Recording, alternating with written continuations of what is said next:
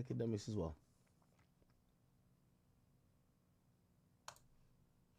Let me get there. Yeah, let me get there. All right, chat, what's good with y'all, man? Day 2 of 30. I told y'all the 30-day streamathon is going to happen. We're doing consecutive days of streaming. I can't miss a day. My birthday is in like pretty much 29 days or whatever it is. So I'm doing a stream every single day until my birthday. We've successfully got to day 2 by me being here. And I welcome y'all because I know sometimes y'all don't know if I'm going to be streaming noon, afternoon, or nighttime. But as long as we get it in. A couple things popping. What I'm seeing everybody's talking about. The Drake lawsuit looks like Drake's lawyers are moving like Rock Nation's lawyers, like Alex Spiro right now. So they're going back and forth through UMG publicly. Ye seems pretty intrigued about that. I seen there was a whole bunch of other stuff that seemed not hip-hop related. By the way, Diddy did push back his trial.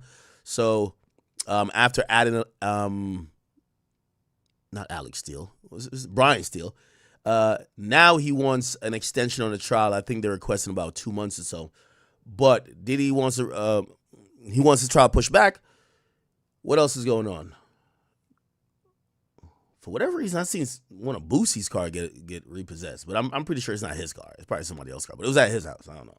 Anyway, some Boosie shit happening. And what else is going on? Y'all tell me. What's good with you, C-Butter? I see you. Demon Time, and I see you, my boy. I see you checking in. Nah, it's all good. I'm going to get through this 30 at 30. Don't you worry, man. Shout out to everybody on the Academy page and also on the King Academics page as well. Yeah, there's a whole interesting thing where people are like trying to say Floyd is broke. I'll kind of try to get into that, see if we could find out what's going on with that.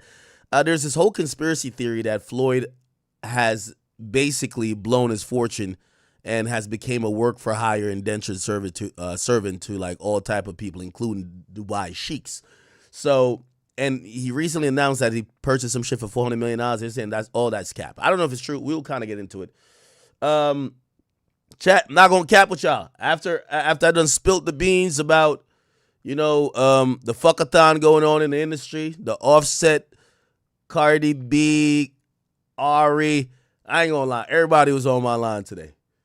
I ain't even gonna hold you. Everybody was like, bruv. If you only knew.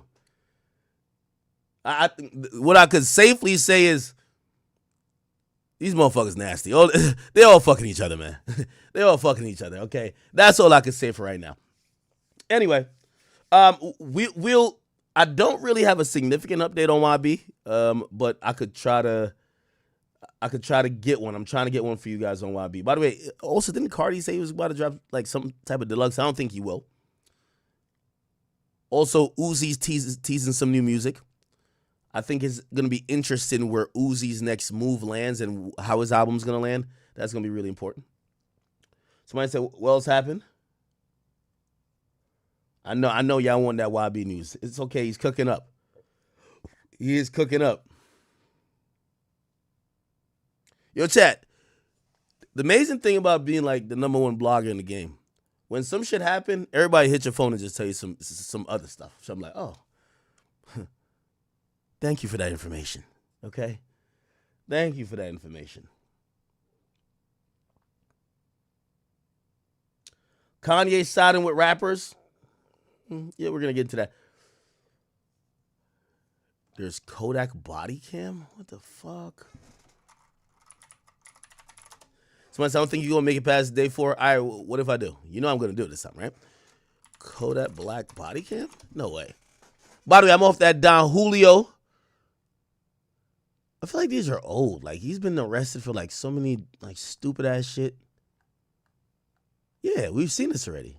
2 years ago this came out. I don't know why somebody just put this out again.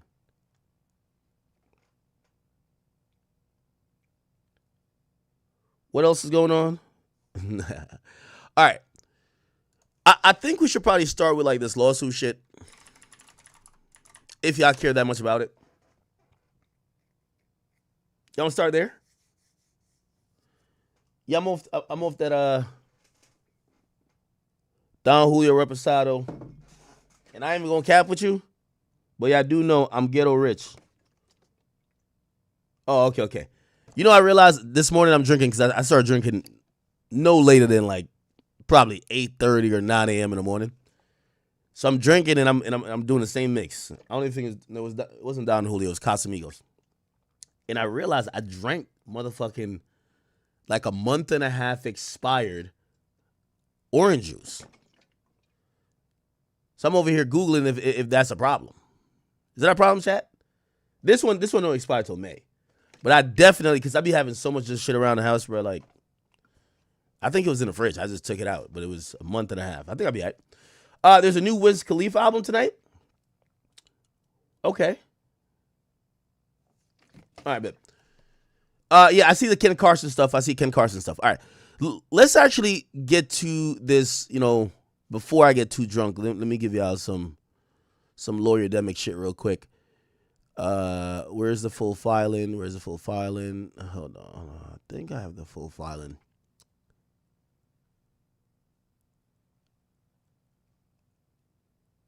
Okay, here we go. All right. So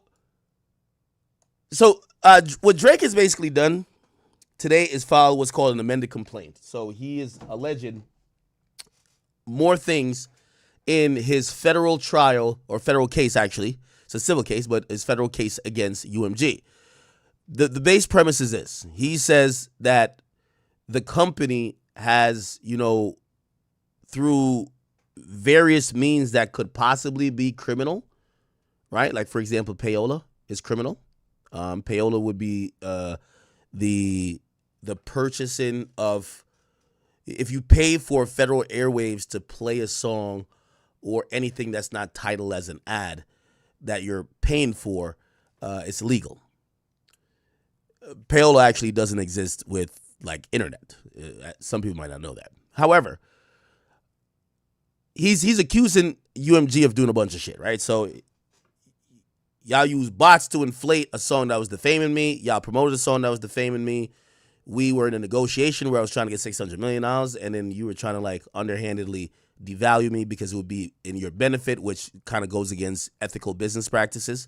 And that's kind of where the main claims come from. Now, he's filed this amended complaint, and I don't know why people are, by the way, this is a civil suit. Like, we don't know what's going to happen, but there's a lot of K-bots who came out with a story that said Drake took out some claims, like, oh, he was backpedaling from this idea that he thought Not Like Us was botted. And essentially, Drake has filed this amended complaint and doubled down on it, as opposed to what the K-bots and everybody else was saying that he didn't agree with, or he found some information through discovery saying that he wouldn't pursue this whole bot angle. So I'm not going to read through everything because we've read a bunch of stuff before, but he still starts his amended complaint with this damn line: a single lie could destroy reputation and integrity. While it takes years to build a reputation, it could be ruined in 5 minutes. Okay, this was a notorious quote from Lucian Grange before the battle. And this was, I believe, this was on one of the quarterly calls that he had. Now, Drake, he basically starts off by saying, in the middle of the night, May 7th, armed group of people drove up to his house. Drake is inside. The car stopped in front of the crib. Yelled, fuck Drake. One gunman got out, began to open fire. One bullet went through the security gate, hit the front door. Another bullet struck and wounded a security guard who was one of his friends while the car drove away. And by the way, I don't believe that guy died. I was trying to keep some tabs on it. I don't believe he passed away, which is good. But he was in critical condition for a while. So Drake was in the house. Drake summoned for help from the security guard, did everything possible to keep him alive. During the nearly 30 minutes for an ambulance to arrive, he labored trying to keep the man alive by applying pressure to the gunshot wound with towels. Now, I've told you guys, direct communication with me and Drake when he was basically saying, yo, some real shit came up and I had to stop rapping. Like, these are real conversations. Like, I remember I had a conversation with Drake where Drake was like I think, it's a little bit insider, so I won't say everything, but he's kind of like summing up, or he kind of like, he's foreseeing how Kendrick is playing it, because he's playing it too, right? And he's like, yo, that nigga got to be in the lab going crazy every night because I'm in the lab going crazy every night, writing songs for whatever could be coming next, right? And he was just chilling at the crib, just recording every night during this battle while, I'm on Twitter saying, yo, day 2 since niggas don't respond. Like, he's there working on music every night trying to, because he's engaged in this thing. And then all of a sudden, there's a drive-by at his crib. You get what I'm saying? And, like, now that turns to a whole different situation. It's like, yeah, because you acted, and I know fans are unrealistic, but do you just be like, oh, nah, yeah, my security guard got shot and there's bullet holes through my door. But let me get back to writing these diss bars about Kendrick's kid not being his. Like, no, you're going to kind of like, bruh, whatever, bruh. You know what I mean? So that's kind of, I think he's also painting it in that picture. In this lawsuit, it's after the security guard, blah, blah. Very next day, a different intruder uses bare hands to dig a hole under the security fence and try to get up in the crib. And the very next day, another break-in attempt happened, right? Now, this is going to be set up in this lawsuit to kind of show something. And by the way, just to be very honest, when I spoke to Drake, that he never said that to me, not saying that maybe that wasn't installed. He never said, yo, niggas is trying to run up in my crib ever since this fuck nigga Kendrick put out a song. I believe the song dropped on May 4th, Not Like Us. And on that day, the fucking cover art was a picture of Drake's house with a bunch of PDF logos on it. You get what I'm saying? So he never told me that, but, this is a lawsuit. He's kind of framing it like that. Like, yo, y'all let this nigga drop, which, by the way, I do think that's flagrantly wrong, right? Like, I'm pretty sure if any artist was dropping a diss song about Taylor Swift and had Taylor Swift picture of her house on there, Universal wouldn't release it. I don't think they would play with her like that. But I do think they took a hands-off approach because they're like, yo, bro, y'all are rappers. Y'all have done worse. You get what I'm saying? It's a UMG is the largest music company in the world, and also the music company has represented Drake for more than a decade. Okay, cool. We kind of like going through that.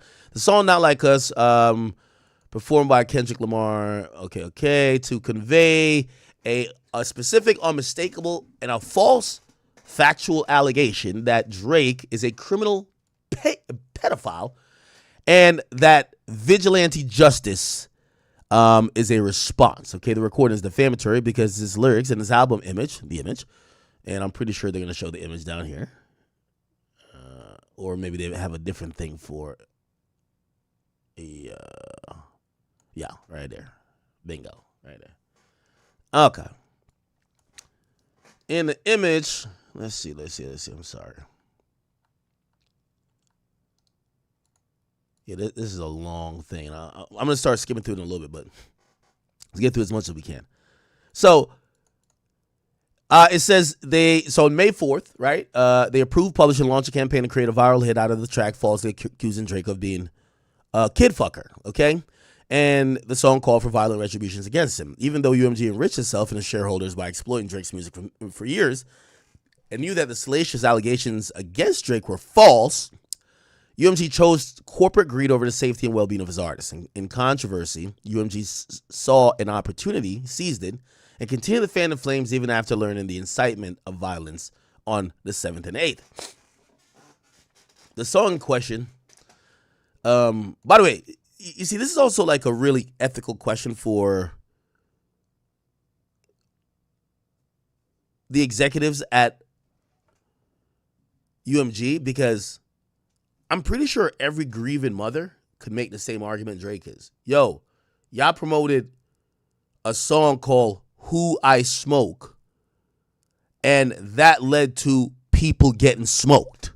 Y'all promoted a song called When I See You, and then niggas died when they were saw. Like, you know what I mean? So there's a lot of instances where these songs have led to negative effects.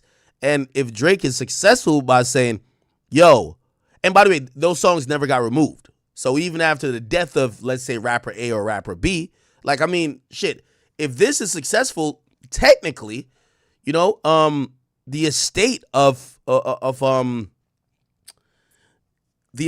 of Notorious B.I.G. or even possibly Tupac could possibly try to make that argument. And not only throw UMG in there, but throw in a whole bunch of other well, specifically UMG because they were signed to UMG, but I would see media companies could get thrown in that too. So I still think it's a reach, but if that gets successful for Drake, it does set a crazy precedence that basically music companies should have some ethical responsibility for what they're promoting, and it's not only on the artist that writes the lyric, performs the lyric, and chooses to upload the songs, right? All right, let's get to some more stuff. All right, the recording was all right, blah, blah, blah, da, da, da. The lyrics accused Drake of engaging in criminal acts by calling him a certified PDF and a predator who needs to be placed on neighborhood watch. The image was designed to reinforce a fact that, and by depicting Drake's actual house covered with what's known by law enforcement as, sex offender like icons. The video was created weeks after the song became a viral hit. Was designed to reinforce the same false narrative. For example, showing images associated with sex trafficking and juxtapose the game of hopscotch with the game of with lyrics accusing Drake of trying to strike a chord, and it's probably a minor. The lawsuit's not about who created, not like us. It's instead entirely about UMG, the music company that decided to publish, promote, exploit, and monetize the allegations that it understood were not only false but dangerous, okay? All right, we kind of know that. So here's the other angle. I'm going to try to skim through this because it's 107 pages if you don't know. I'm going to try to find the angle because we have yet to see this. Remember, this is the federal complaint by Drake, but we're trying to see some juicy shit, right? Like, yo, Drake, at least tell us how much you was going to get paid by UMG. Tell us how maybe after the battle they came back and said, yeah, we offered you, I don't know, we offered you $400 million before or $500 million. Now we're only offering $250. Like, we're trying to get some type of privileged details about the negotiations with Drake and UMG, because here's the thing. I don't think people will get down with Drake on this idea of suing his label if it's all about, you badmouth me. Yo, diss songs are all in the culture. I ain't gonna lie, some of my favorite songs, diss niggas who died. You know what I'm saying? I love indictment music. I love it. So Drake trying to say, you said something about me that's not true. Now, granted, we all know being called, for example, a rapist or a pedophile, these are the worst. That's even worse than being called a murderer, right? And obviously you have to have a reaction to that. But historically in hip-hop, people have said all type of wild things about each other. And defamation isn't a hip-hop type of thing. Be like, what you mean? So I called you a fuck nigga, or I call you a fat ass hoe or a snitch ass nigga and you're suing me? So I don't think hip-hop will ride for Drake with that. But there is this underlying idea that Drake was about to sign some historic deal. And by the way, we get into these conspiracy theories, even when you hear about Cosby getting locked up, like, damn, he was just about to buy CBS. They hated on him. Diddy gets indicted. Ah, man, it's because Diageo didn't want him to take over the liquor game. You know, we hear these things. So there's this idea that we could all get on board with that says the behemoth, the conglomerate, the man takes down the successful black man, and I know Drake is mixed, but still successful black man, when he feels he gets too big for his britches, right? Oh, all right, we gave you $400 million. Now you want $600? All right, let me humble you because you think you're too good. Or let's humble you because, and by the way, we've heard this about UMG and, not only that, but also their publishing consortiums when it came to Michael Jackson, but also the artist formerly known, or still known really, as Prince. So we're thinking, oh, wow, here's the difference between all of those situations and Drake. Drake will be the very first artist that is taking on the battle while he's still at his peak. I've always told people, I hate when niggas fall off and complain. Don't bitch about your label when you have no leverage. You got to speak when you have leverage. This is the reason why they named me what? Number one.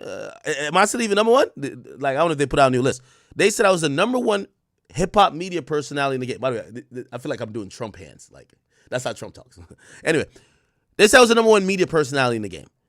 I had to get everything off my chest about how I felt about the list, other niggas, the current game. I got to get off now because here's what happens. God forbid you're not on the list next time and you start saying some shit that's some real shit by basically, like, I don't know, imagine I'm saying, Yo, listen, man, yeah, nigga, yeah, you gotta do a lot of dick sucking in the game. You gotta do X, Y, and Z.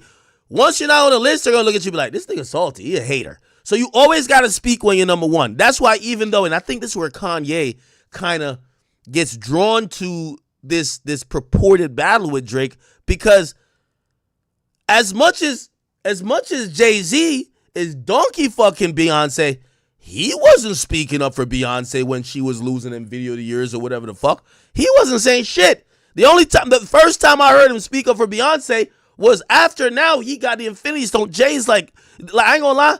You know how Jay had that song, I'm Not Black, the story of OJ would be like, yo, I'm not black, I'm OJ, or something like that. Basically saying that sometimes a black man could feel so powerful he feel he's white. Jay-Z is white. Like, and I'm not saying he thinks he's white, but I'm saying that if you just watch how he just violated Tony Busby, if you watch how he's been strong-arming everybody, Jay-Z's like Jack Dorsey. Jay-Z, like, for any, you know what I mean? It's a long time since Jay-Z had that B-side concert. Remember the B-side concert where he was just like, yo, like, I always looked at that. I was just like, this is why Jay-Z's such a great salesperson. Jay-Z fought for this idea that he was fighting for just black creators. And then as soon as he kind of got all the power from all the people, you ever watch Dragon Ball Z and they do the spirit bomb? And to do the spirit bomb, everybody got to go like this, and you give your power to one person and they make the spirit bomb and do some shit with it. That's Jay-Z. He took everybody's, collective cultural, like, oh, we got you, Jay, we love you. And then, you know what he did? He said, all right, I got this shit. All right, let me go kick it with them white folks. Peace out, niggas. I'm telling you, he's like, let me go do the NFL shit, move Colin Kaepernick. He took it all for himself. I can't even be mad. I always said he's a cold nigga, right? I don't even play that B-side concert, but ironically, and this is the funny part about, people are criticizing Drake and, his type of demeanor to a lot of these things. Jay-Z B-side concert. But Jay wasn't at his prime at that point. 9 years ago, no, I don't know if it was 9 years ago. He was just promoting Tidal. He wasn't at his peak anymore. But if you remember that freestyle, he was sounding like how Drake sounds now. I guess the only thing I'm trying to say, the Drake and Kanye to some extent, when they were still really hot, I saw them try to buck against the establishment. Jay has bucked against the establishment until he became the establishment, if you ask me. Drake, this is the first time Drake has bucked against the establishment. Now, I'm not going to say, I think Drake should have done this a long time ago. I think when Drake came out of, I don't think Drake should have signed that $400 million deal. I think Drake should have really used the max leverage and possibly try to, because this lawsuit is trying to shake up the entire game.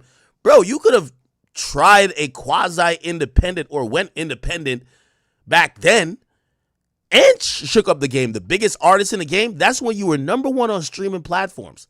That was when there was rumors that streaming platforms wanted to be record labels. Remember, they were signing Drake directly, say, just give us your album for a week. Drake had the chance to say, UMG, I'm not coming back there. You're not going to give me some of my catalog anyway. I'm going to go do a deal, a multifaceted deal where I do a deal with Spotify and I do a deal with Apple Music and I get it straight. No more middleman. Because what is a label for Drake other than a bank? But here's the thing. Drake didn't do it then. Drake is flying around in a cargo jet. Drake's lifestyle, he builds a $100 million house. He needs a lot of capital. So, you know what a record label always got for you? Capital. Right? So, I think Drake should have really bucked at them then because his leverage today isn't as much as it was then. Drake isn't the number one, streaming artist, respectfully, in the world. Actually, I think he still streams more than Taylor. No, actually, Taylor streams more than him. Yeah, Taylor streams more than him. Taylor streams more than him. Bad Bunny streams more than him. I think he's third. Maybe The Weeknd. But I still think he beats The Weeknd, though. I think he does. Here's the point. Back then, Drake compared to number two because Drake helped make the market of streaming services. They needed Drake. They needed him. Now, I'm not saying the music industry don't still need Drake, but his leverage back then was like, yo, think about LeBron, like Man, LeBron, after he just went to the Heat, like, maybe bad comparison because LeBron still got leverage. My point is this. A lot of these artists don't make the move when they're at their peak. Fortunately for Drake, his peak has lasted even till now, so it's still relevant. But when Jay started bucking at the industry, he was transitioning from being an artist. Kanye did it, but that's why Kanye did it during his peak, but he got ostracized a lot. They saw him as the unruly Negro who was he's going to snatch the mic, he's going to do this, you know? But listen to this Jay freestyle. Don't ever go with the flow, be the flow. And I don't need no middleman to talk to my niggas. I understand. Just listen to this freestyle and think about UMG. I'm telling you, a label does nothing. And by the way, I can't wait for Discovery to be proven. I know that we're going to get into it. They said to Drake, be careful what you wish for. Well, I can't wait to see what it is. I don't care if it helped or hurt him. We want to know what you did for Drake. That was a very ominous warning. They were trying to tell Drake, if you really want to see behind this curtain, you might see that we've done some of the same things for you that you're accusing us of doing for someone else, which, by the way, would make sense. I don't care if they did. But let's see behind the curtain, right?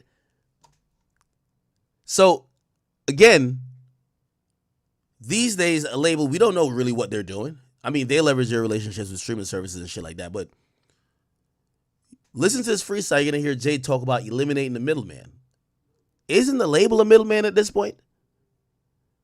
Like, I was told about Drake's process.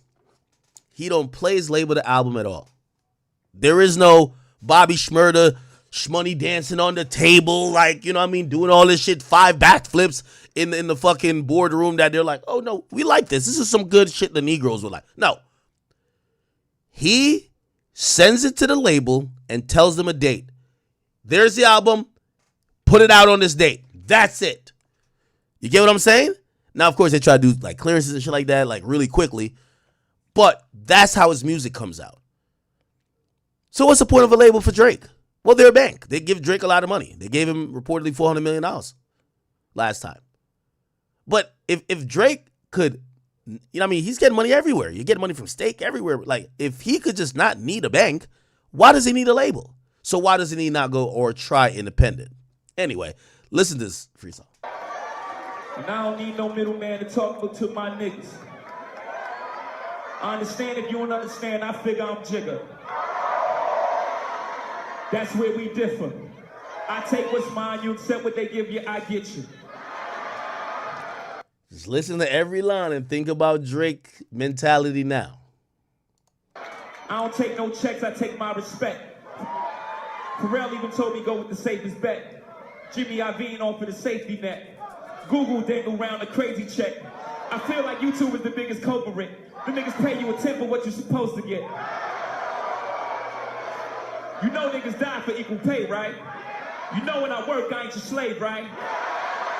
You know I ain't shucking and jiving and high-fiving. You know this ain't back in the days, right? Well, I can't tell how the way they killed Freddie Gray, right? Shot down Mike Brown, how they did Trey, right?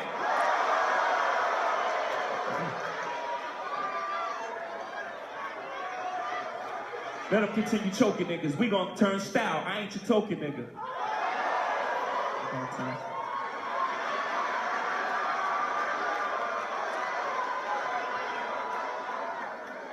You know I came in this game independent, right? Title, my own label, same difference. Oh, niggas are skeptical when it's their own shit. You bought 9 iPhones and Steve Jobs was rich. Phil Knight's worth trillions. You still Okay. want those kicks. Spotify's 9 billion, they ain't say shit. Lucy, you got some splaining to do. The only one they hating on look the same as you. That's cool, I know they trying to bamboozle you. Spending millions on me, they trying to confuse you. I had to talk to myself, hope you used to.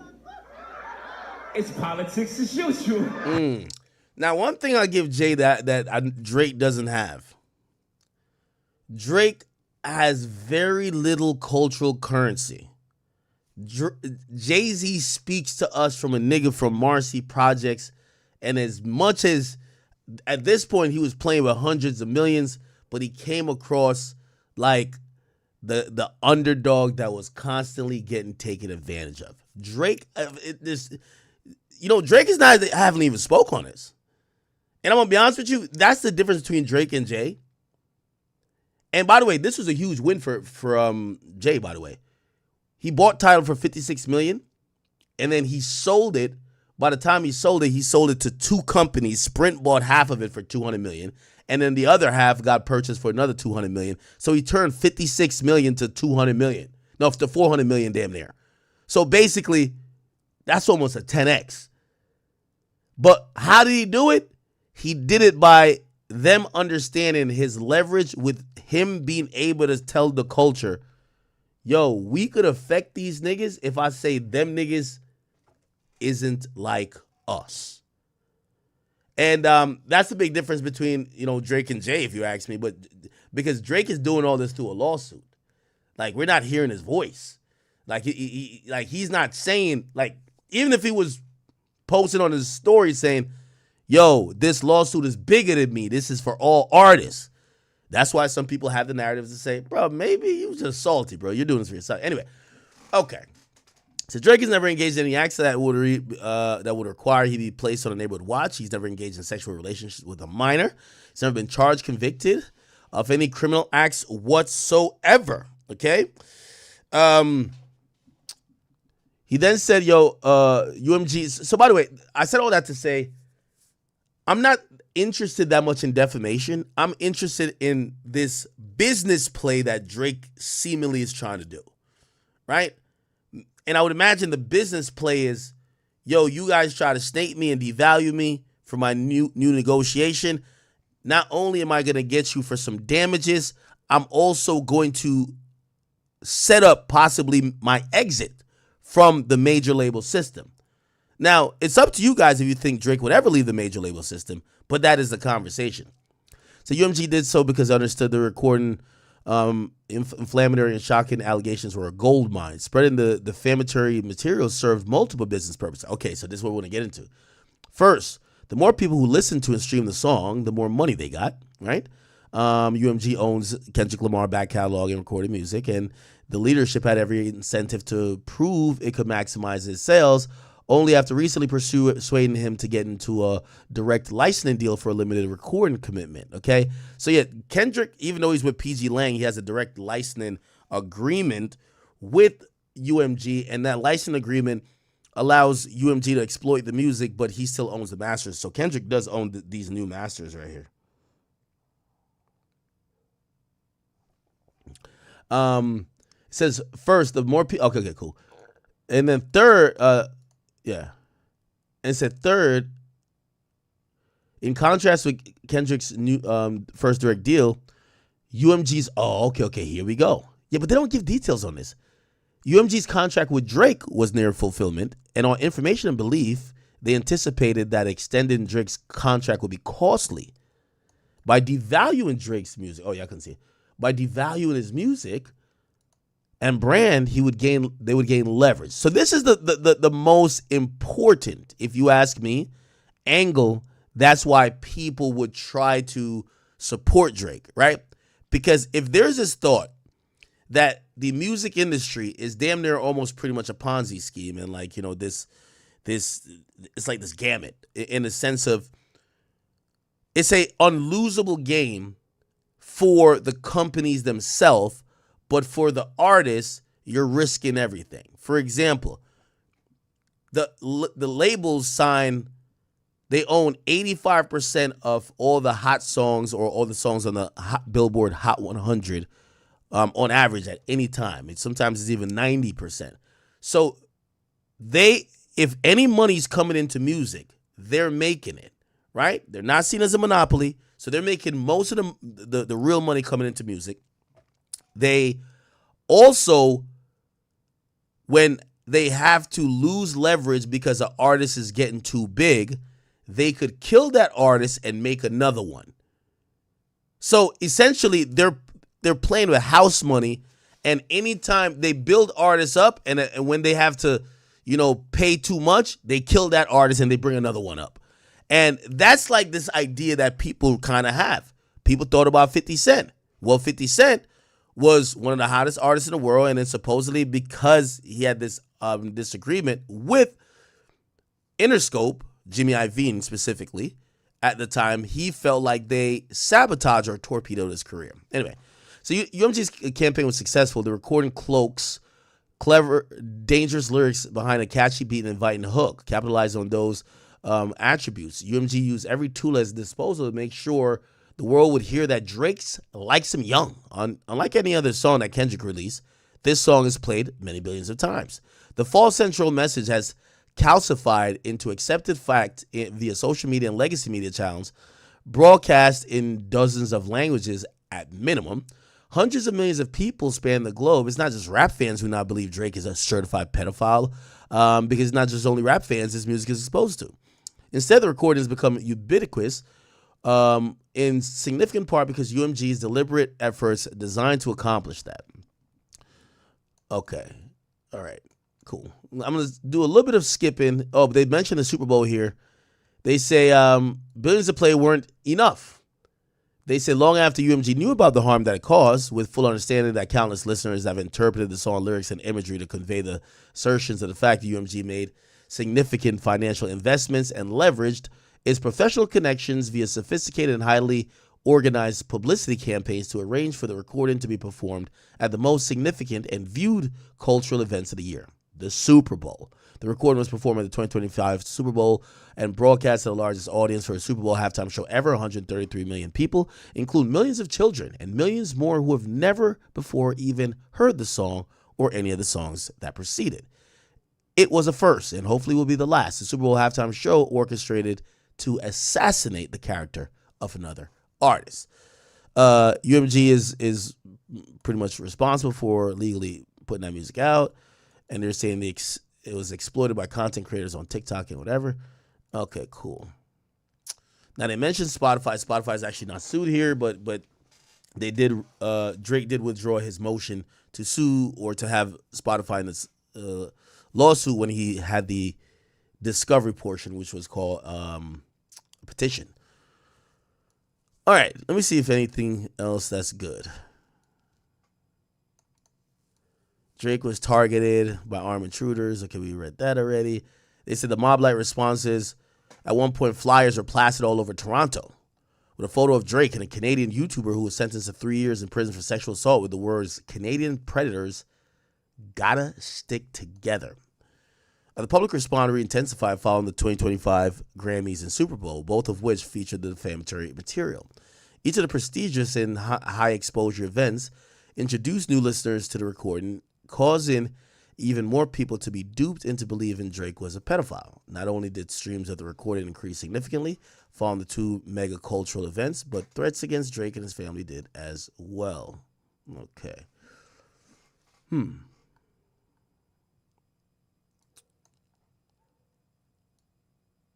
Okay. They bring up Lucian Grange. They said Lucian Grange doesn't like allegations against him, and he leads UMG.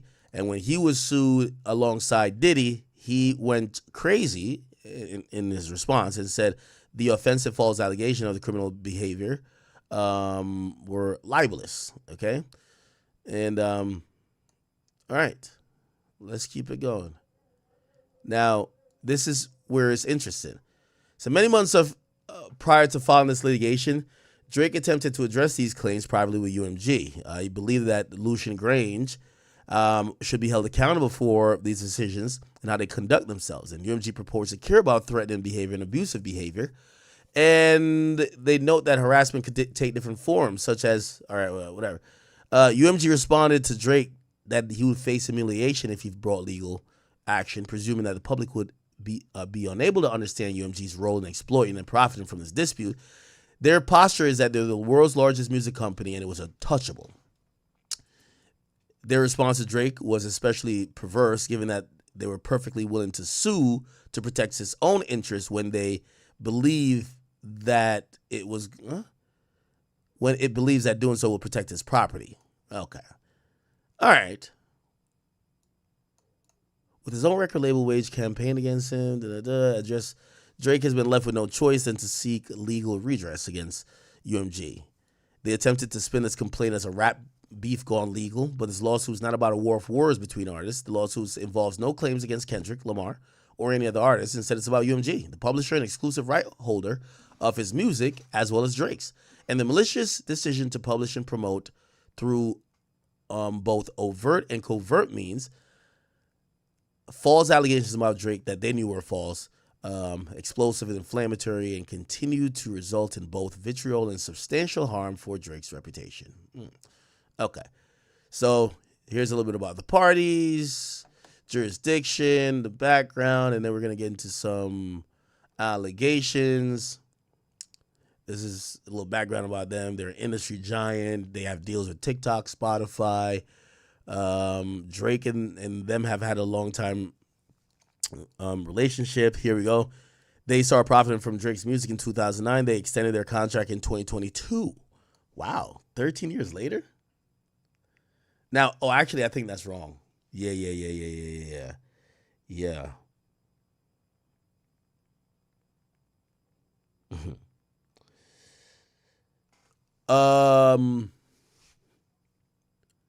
I think the reason why, because I know you read up like around the time of, if you're reading this is too late, I think they only mentioned 2022 because I think around 2014, 2015, the Birdman Cash Money situation got dissolved.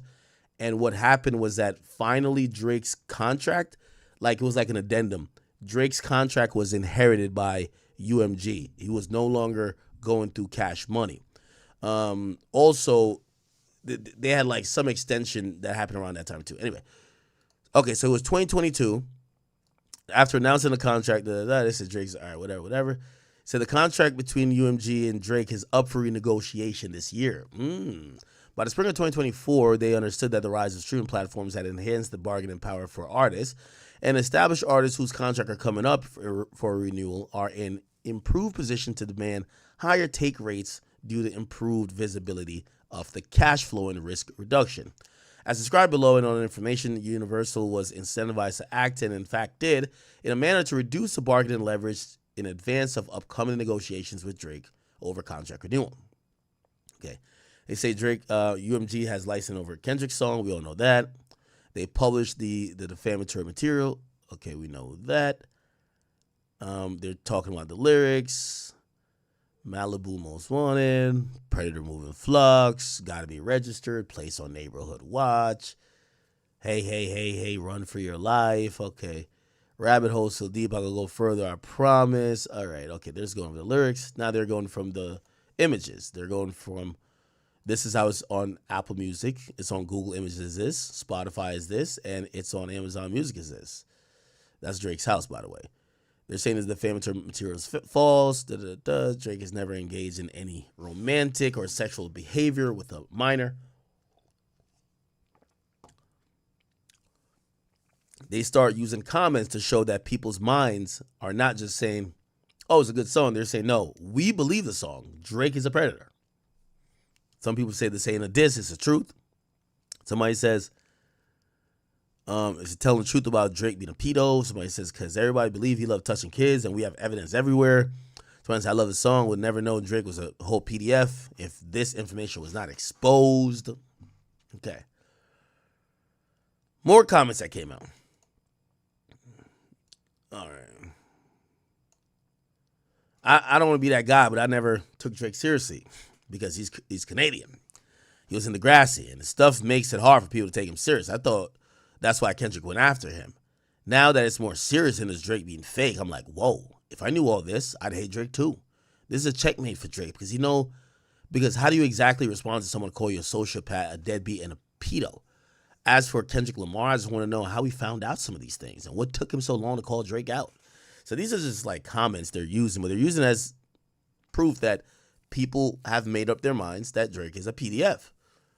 All right. All right, they're quoting a lot of that. All right, let's keep it going. Now, all right, the public understanding was not limited to social media users. In May 10th, recording in a minute show produced by NPR. Host Brittany Luce discussed the allegations in a recording with these other two people. They said they understood the recording to be linking Drake and his alleged criminal behavior to other famous criminals who were revealed as public sexual predators and later convicted from their crimes, such as R. Kelly. Miss Madden insinuated that the allegations could be true, commented that so much dirt has been unearthed, okay? To Love, the allegations rose to the level of wanting an investigation because while this sort of behavior, meaning sexual violence, is in our faces in a lot of the industry, it's unusual for them to come up from contemporaries. The podcast positioned the recording as having a potential tipping point for a Me Too movement in the hip-hop world. So you were having people listen to the song and damn near call out. They were calling out for an investigation on Drake. All right. Let's keep going. He was a target of violence. We've been through that. We'll get to the bot stuff.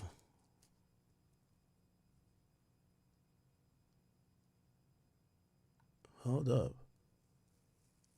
Drake publicly denies the defamatory material. On May 5th, just after UMG published a recording, Drake denied all the allegations in a song called The Hard Part 6. He explained that he's never been with no one underage and that his name is not on the sexual offender list. And he says, despite being able to contact Drake, UMG did not ask Drake or his representatives to discuss his denials of the allegations contained in the defamatory material. Belief in truth, the defamatory material persisted in direct response to Drake's denial of the claims. They put this. What is this? Oh, somebody responded to him tweeting out the Heart 6, and somebody says, I don't care what they say. You'll always be in the big three in my book. And they have, I believe this is Jeffrey Epstein. I think this is Harvey Weinstein. And then we have Drake. On July 4th, they published Not Like Us. They did that, it came out on all these platforms. UMG did that knowing that there was actual violence and threats of violence. Okay. Let me see.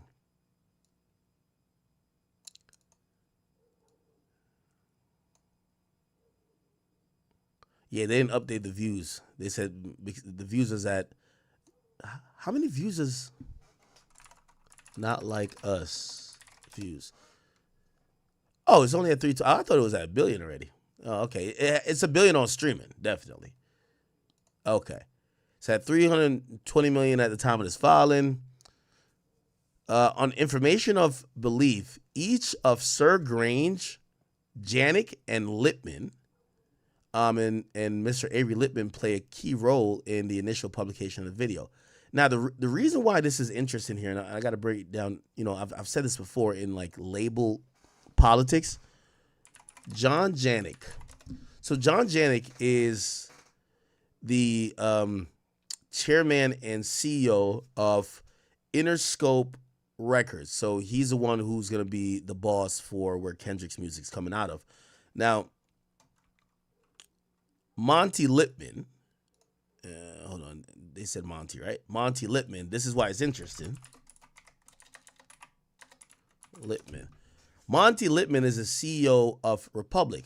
Drake is on Republic. Kendrick is on Interscope. It all falls under UMG. Drake is actually accusing his own CEO of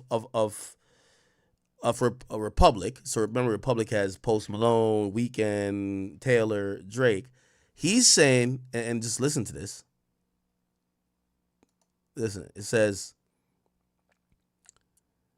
they played a key role in directing and approving the publication or prevent its publication. So what he's saying is that Elliot Grange and John Janik, well, not Elliot Grange, Lucian Grange.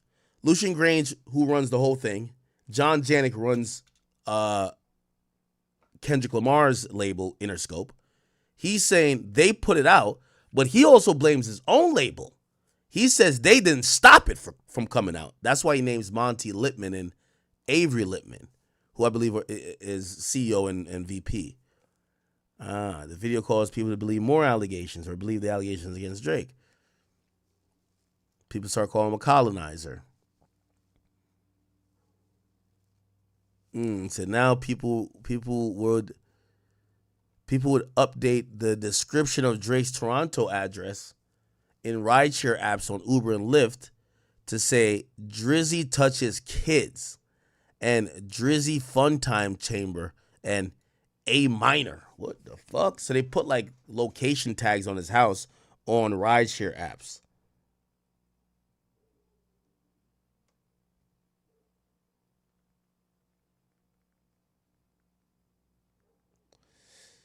Hold on. Okay. All right, we're getting through this. I know it's only page 50. We're going to get to the bot stuff and what he believes. Okay, so there's a bunch of vigilante stuff. Okay.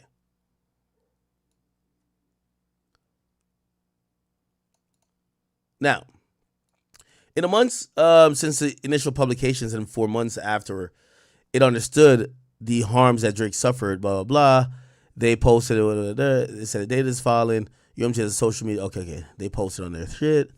They're saying that Interscope reposted a tweet bragging that Kendrick Lamar became the fastest rap song to reach 300 million streams in only 35 days. Okay. They posted a carousel. Yeah, so basically they're bigging up the song. Yeah, I mean, Interscope is just, not Interscope, but Interscope and UMG, they're just promoting the song, but Drake is detailing how they're promoting the song. Let's get to the bots. They talk about him winning Grammys for it. Okay.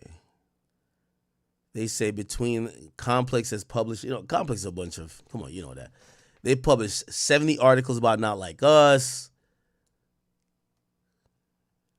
And UMG owns part of Complex.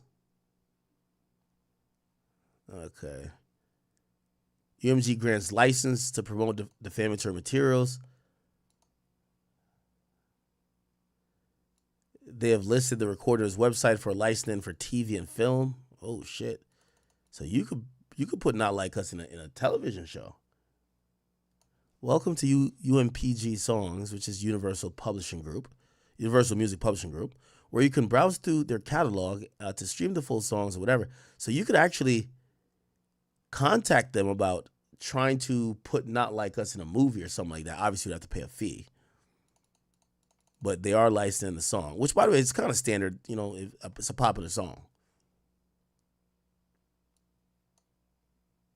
They have playlists with the songs. Okay.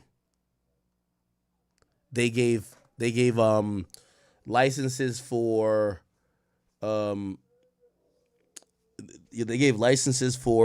other people or sporting events to play the songs. Wow, okay.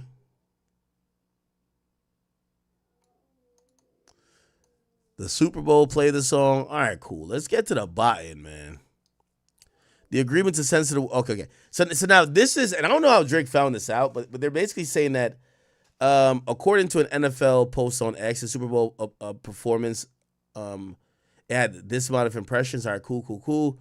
But here's the thing. It says UMG. I don't know how Drake is finding this out. I think Drake has a snitch in UMG, clearly.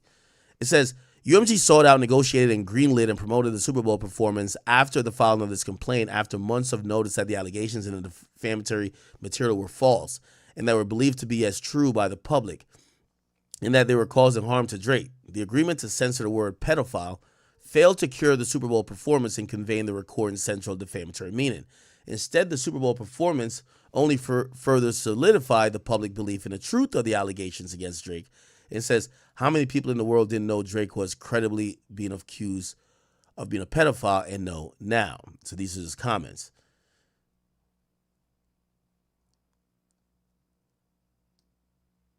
Okay. All right, so here we get to the bots. On information and belief that UMG directly or indirectly through its agents and making use of UMG resources conspired or paid and caused payments to be made to unknown third parties to use bots to artificially inflate the recording on Spotify. At minimum, UMG was aware that third parties were using bots to stream the song, and they turned a blind eye to it. Despite having the power to stop such behavior, bots or software programs decided to mimic human behavior to appear to be real social media accounts. The desire to jumpstart the recording popularity is unsurprising because stream to get more streams. Songs identified as top streamers land on most popular lists and playlists, which leads to more streams. Fake streams are well known across the music industry. In 2023, the Financial Times reported that experts estimated as much as 10% of all music streams are fake, derived from bots and streaming farms, where devices run services like Spotify and other streaming platforms on a loop. Okay. Publicly, Spotify stated that it's aware of the issue on its platform and is trying to work on it. In response to Drake pre-litigation, they explained that it invests heavily into automated and manual reviews to prevent and detect and mitigate the impact of such things on the platforms. Recently, Chart Data, which reports on music news, reported that Spotify has been removing botted streams from its platform over the last several months. In June 2024, one podcast host stated, I think this is this is Joe Budden right here. They ain't even named Joe. One podcast host stated, not only do I not care that he used bots, I knew he did. Let's see. Yeah, they got it right here. There's a story going around that Kendrick is preparing to shoot the Not Like Us video this weekend in LA. Mm-hmm. Gave an example of that video. Fuck. I don't give a fuck about any of that to me. My distinguished panel stand on the matter of Kendrick using bots in his Drake verse. Oh, well, let me go first about what you niggas in this bikes and. Not only do I not care that he used bots, but Here we go. I'm going to take it a step even further than what y'all saying. Not only do I not care that he used bots, but I knew he did. Okay. Cool. What else is there to y'all didn't know that Kendrick used bots? No, and I didn't You thought care. that this was just the first time miraculously that a Drake record ever had more dislikes than likes, or you didn't know that was bots? Bots, to me, was a part of how you win the war versus Drake. Yeah, this new age war, Hey, yeah. if you didn't do it, Drake was going to do it. Okay, so that's what that's from. They talk about the dislikes on Drake's songs. They said it was the first time it's ever happened. Oh, they said, no, this actually, Joe pointed out that, come on, we've never seen a Drake song with more dislikes than likes. Probably did. No, Probably he did. He did. Yeah. But because he lost in the fashion that he lost in, there seems to be a select crowd out there that continues to not lose gracefully. Mm-hmm. Like, they keep trying to find different ways to put smut on Kendrick. Not saying that maybe some of the smut is not warranted, but hip-hop has kind of crowned him the winner of the beef. None of the... I didn't know that any Drake news coming from you is just get out of the way. Back is the mouthpiece. Okay, all right. So they're talking about streamer farms, streamer bots, apparently... Oh, Flacco is quoted in this. Flacco, come on, get your clout, Flacco. Is this. You see, this is a tool where essentially you just click a couple of buttons, insert your song links or insert a playlist link, you click play. Once your link is in the software, you just tell the software how many streams you want. If you want 1 million streams, you tell the software I want 1 million streams. If you want 10 million, tell it I need 10 million. It's that simple. You just tell the software how many streams you want and click a button and it gets you those streams. And it automatically plays the record for you. It's simple. Now, as an artist, bro, it's almost unlimited possibilities, right? You could boost your own. Yo, how come Flacco only stutter on No Jumper? He don't stutter on his own channel. Shout out to Flacco, man. Numbers that make the charts are, if you want to sell this service to labels and artists, you can do so. Watch how simple this is. Watch how you're about to hear this song get played by an AI over and over and over. And party at the party playing with his. Well, listen, if you're sick and tired of not seeing your song on the charts because the label got the system rigged with the software, or if you are an entrepreneur and want to sell this service to artists and labels and you want to know how to access the software and start using it, well, you're at the right place, right? Just click the buy now button and go through the course where I teach you exactly. What? Crazy. All right. Third parties have documented strange recommendations in searches on Spotify. On July 3rd, somebody said they typed in Eminem and it came up with Not Like Us. Oh, wow. Oh, man. Yeah, they have a lot of things up in this goddamn lawsuit.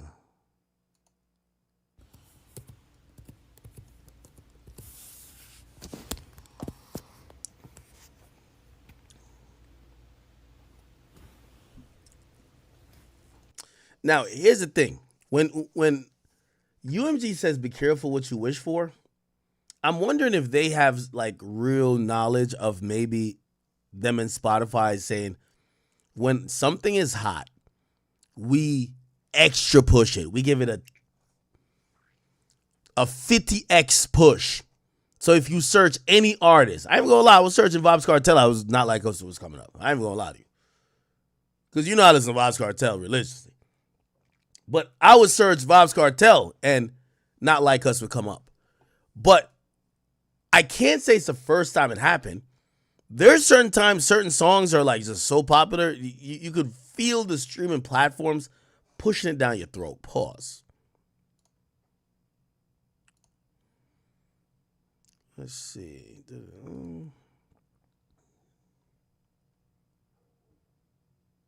Okay, anyway. Now they're saying UMG employed a similar scheme. They paid social media influencers to promote and endorse a recording. As one example, plaintiff understand that UMG paid directly the popular NFR podcast to promote the recording and video without disclosing payment. As part of the deal, UMG NFR podcast publicly published podcast episodes, tweets, and other recording about the video. Upon information and belief, UMG calls Apple to have his voice-activated digital assistant Siri purposely misdirect users requesting other songs to instead stream the recording.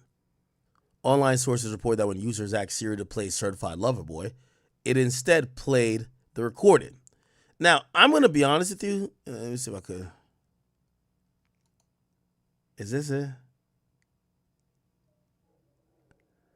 Because I've heard this before.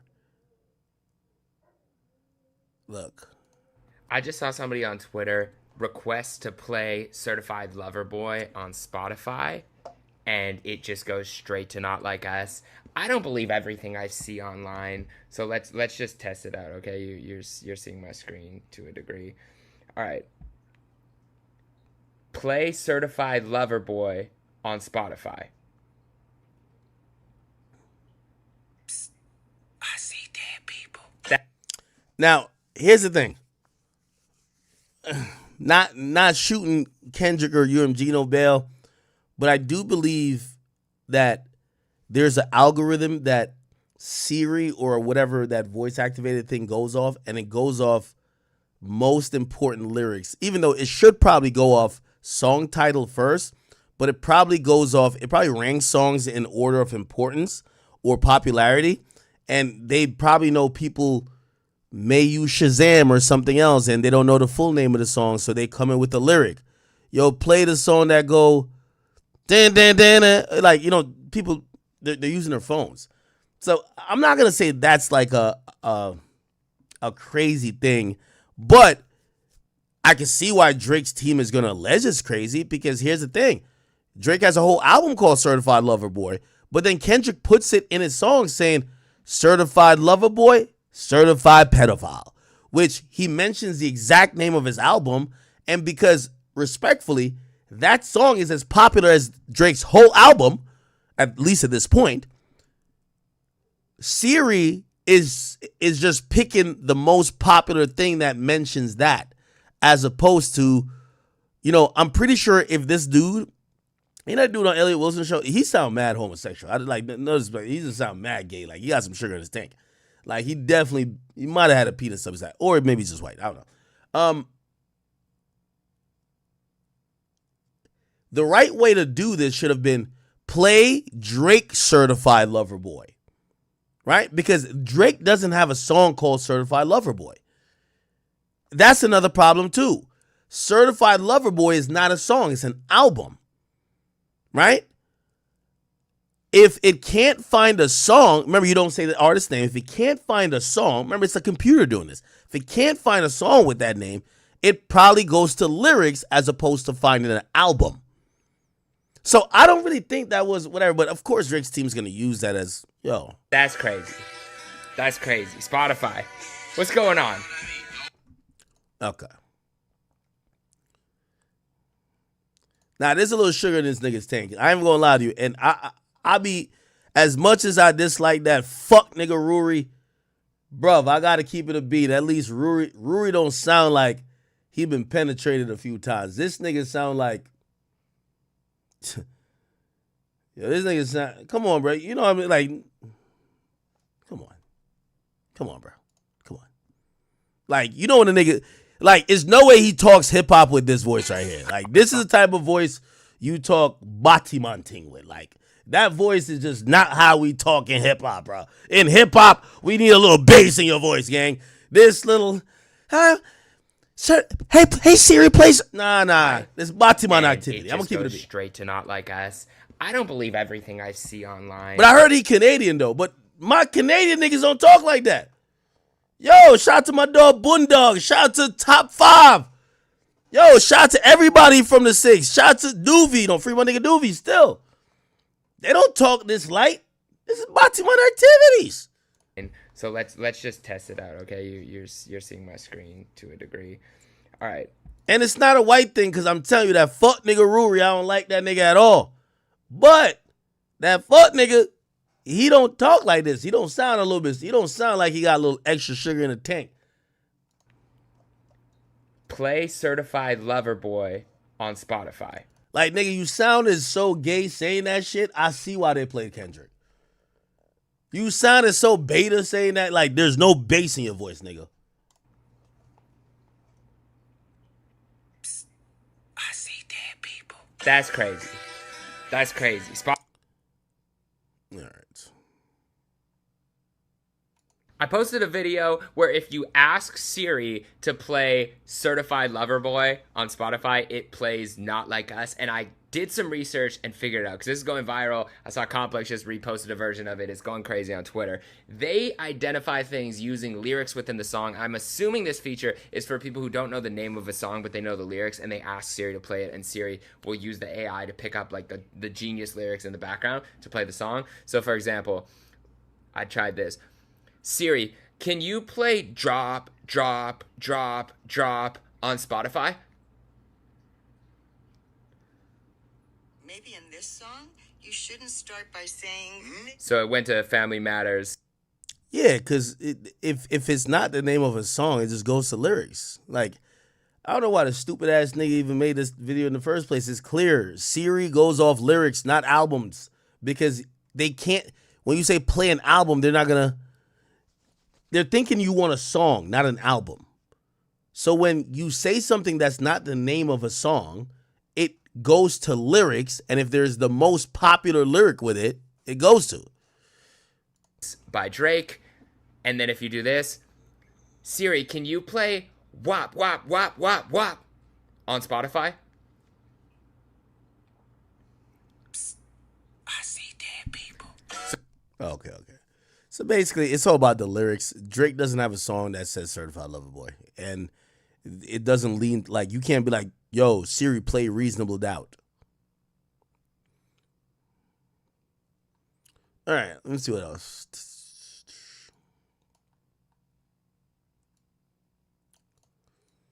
UMG offered paid incentives. Now they're using Funk Flex, talking about the New York, but they're talking about radio. Radio didn't break Not Like Us. I'm not going with that. This is why iHeart dropped out of that shit. Radio didn't make this shit. Now they mentioned Twitch streamer No Life Shack, Zeus, whatever. Okay. This is why niggas thought they were getting sued. No, you're not. Kai, RDC, Reactors, Kai, No Shaq and Academics have confirmed. Wait, when did I confirm? Hold on. I got to see what they use on mine.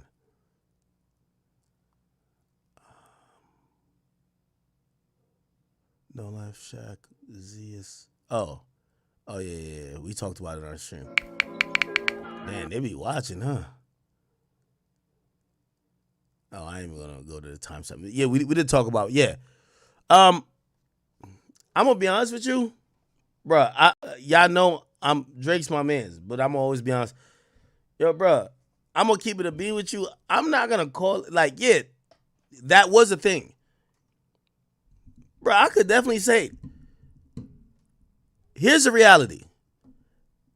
Kendrick took pretty much one of the best music marketers or digital marketers, and he just works for him. That nigga who Drake mentioned, named Kojo, me and Kojo used to do mad shit together. Now Kojo is only PG Lang. The nigga's one of the best out here, and he's clearly shown it. You get what I'm saying? Here's the thing. Like, you can't get mad that niggas is getting whitelisted and shit like that. I remember talking to these labels about how music should be promoted, and labels are so antiquated, they think you're stealing songs. So, like, now they're opening up to stuff. You know with Dirk, and I'm saying this because it's the Kojo dude. Kojo is the nigga who says, yo, if everything is dropping via ACK on a live stream, yo, ACK got 56. No, I had almost 100,000 people to listen to a song, but it was mostly on YouTube. Damn, niggas got to react. There's a whole ecosystem. Reactors. Yo, let's just let them be able to do it. Bro, that's not no bot shit. That's smart. Like, shout out to Kojo. Like, you know what I mean? Again, we ain't talking in a while, but we made some good money together. Like, that's my guy. But, like, that's good shit. Yo, they whitelisted me for Dirk shit. I just didn't stream the night before. Some bullshit happened with me. I forgot. Dirk's label sent me, like, the free Dirk hoodie that I think I even wore to, like, Florida. And they whitelisted my channel. You know why? They're realizing where the game is at now is streamers and all this type of stuff. I won't call this botting. And I know Drake's going to throw anything in the mix to try to win his, this lawsuit, but I'm not calling. Bro, a label, go back to like 2012. If a label heard an idea that their artist was going to make a song on Max's stream, nigga, they would say, tell Max to suck a cock. But that was them thinking, why would we have a song made live that people could hear, even if it's unfinished and unmixed, and then they're stealing the unfinished version and we don't get paid off of it until way after? They don't like that. It's the music industry. In 2025, that's a really good idea. You see DDG, who I believe, I ain't gonna lie, I think DDG's come up has been, DDG used a little bit of what Max did and some IRL niggas, and he's the only nigga in the streaming community that really is like swaggy and I know swaggy sounds corny, but like wavy with like lit real bitches. Like, these things is getting OnlyFans chicks. DDG gonna have the bitches you want to see. Like, he's gonna have the Lala the Island Girl. He gonna have all these hoes on his shit. That's why DDG just blew up. Well, not blew up, but because he's been lit. But this is why he took the streaming shit. None of these niggas could do the girl shit like he does. Because he's gonna go out with real live chicks you looking up on the gram who's lit. He's not doing the, oh, let's pay these girls $100 to get on our stream and they do OnlyFans. No, he's getting with the lit bitches.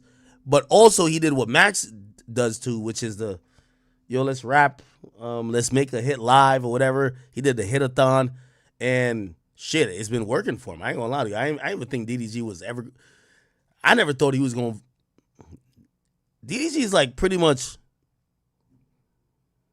I feel like DDG just, him and Max are like here. Which I thought that was a crazy conversation if we had that last year. Anyway, here's the point. What I'm trying to say is that I'm not blaming UMG for this. Yo, I'm going to keep it a bean with you. I remember saying this to Drake himself. Yo, Drake's my favorite artist. Like, Drake my favorite artist. But, yo, and I hope I'm not like drunk talking here, but it is what it is. Nigga, I even posted one time. I say, yo, bro, I don't even like posting Drake music because I'm not saying Drake is doing this, but his label clearly, they were so greedy when it came to Drake shit. It made niggas not want to post this shit. And they're looking like, we don't need you to post it. It's Drake, nigga. So cool, whatever. But like, I remember like, you know how God's Plan blew up, right? Trippie Redd's DJ played that shit because Trippie got sent the song by Drake. Trippie should have hopped on the song. His DJ played the song, and the song went viral. Here's the problem with Drake's label, which I do think Drake's label is mad lame. I've always thought it. And if Drake adopts that mentality, Drake is out of touch too. What Kendrick did is fucking smart. I'm not knocking nothing that he did. Yo, letting streamers be able to monetize while reacting to shit live without blocking a shit, that's dope. I'm sorry. That's dope. Republic won't let you play a Drake leak without them sending, they have this company that they send at you that they damn near want money from you, my nigga. So think about all the artists popping now. Cardi live off snippets. Nigga, even when, and by the way, again, listen, I'm gonna always keep it 100 because Drake my nigga still, but I ain't never gonna be a liar. Our Twitter page, we got flagged twice because we leaked the Super Bowl performance. So we couldn't post for like a while. UMG and Interscope hit me and said, Act, it's not us.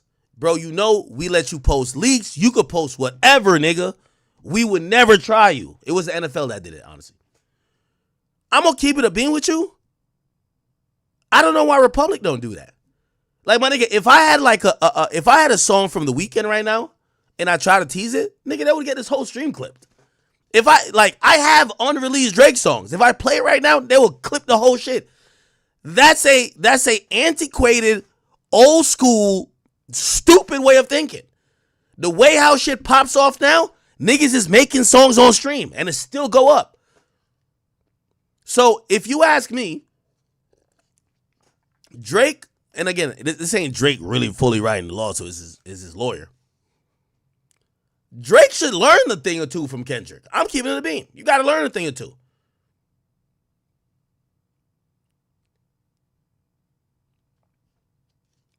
Yo, Kendrick made all, let me tell you this. Even right now, this is why everybody said I was alone in defending Drake. Yo, Kendrick made them niggas like hundreds of thousands of dollars. Like some of these niggas is bumming broke. They couldn't even pay their rent. Kendrick whitelist their channels, allowed them to make some money off the battle. Bro, them niggas is not going to switch on Kendrick. They're fucking with Kendrick. They're not fucking with Drake. That has to be accounted for. It's not just about, no, that's a real thing. Bro, go watch these reactor channels, bro. They're still trying to eat off the battle. You got to learn from that, I think. All right.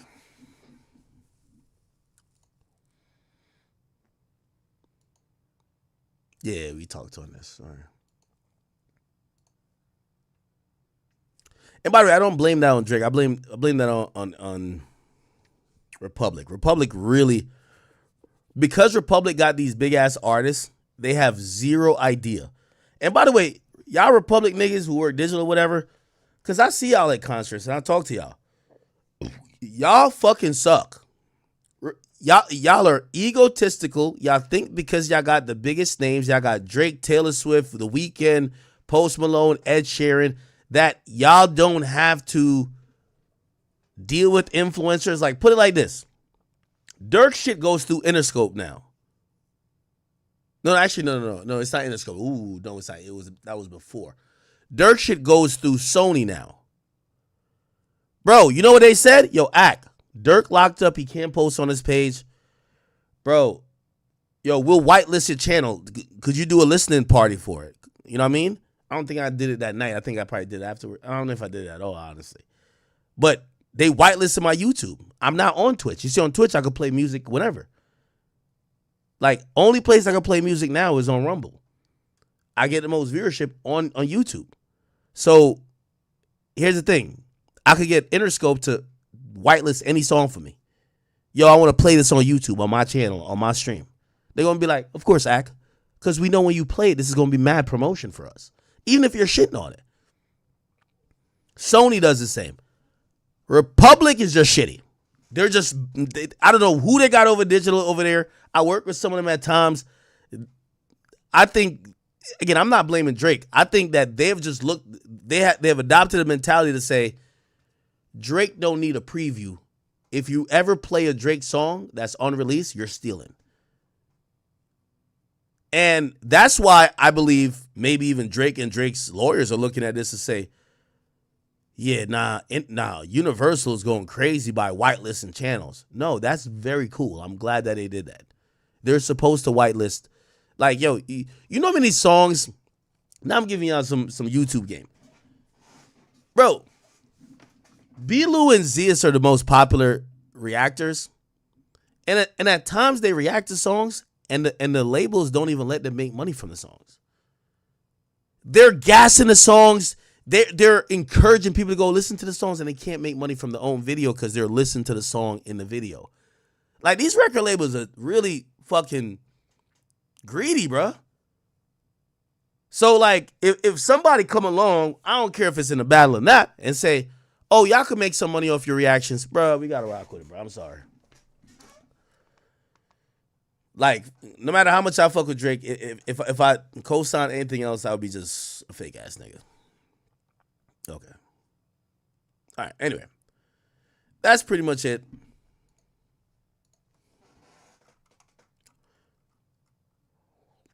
And then we get Kanye who jumps in.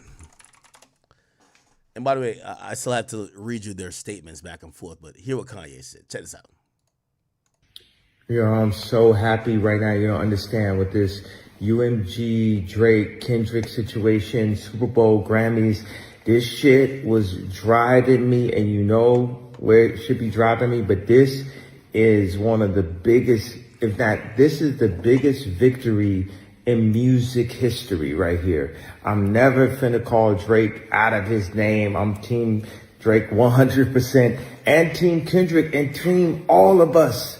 Like Kendrick need to be going at UMG at this point. This is what I said in my version of Like That. I said, Lucien, lifetime deal. Like, let's stop aiming all this at each other. That's all, like, bro, you have no idea. Everything is worth everything for a moment like this, where we stop going at each other and we go at the slave masters. Like, you'll start listening to it and be like, maybe he's spitting, and he just goes left. What I did like about what he said is that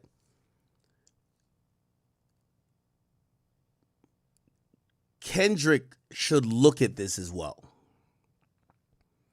Kendrick Lamar should, obviously he's not going to support this lawsuit because it's Drake and it's mentioned in his song. But he who holds the number one spot in hip hop or a number one spot in music should look at this lawsuit and be very aware of what could happen to you, right? And when you hear Kanye co-sign it, it's because he knows he tried to go up against the behemoth and he was signed to Def Jam Universal.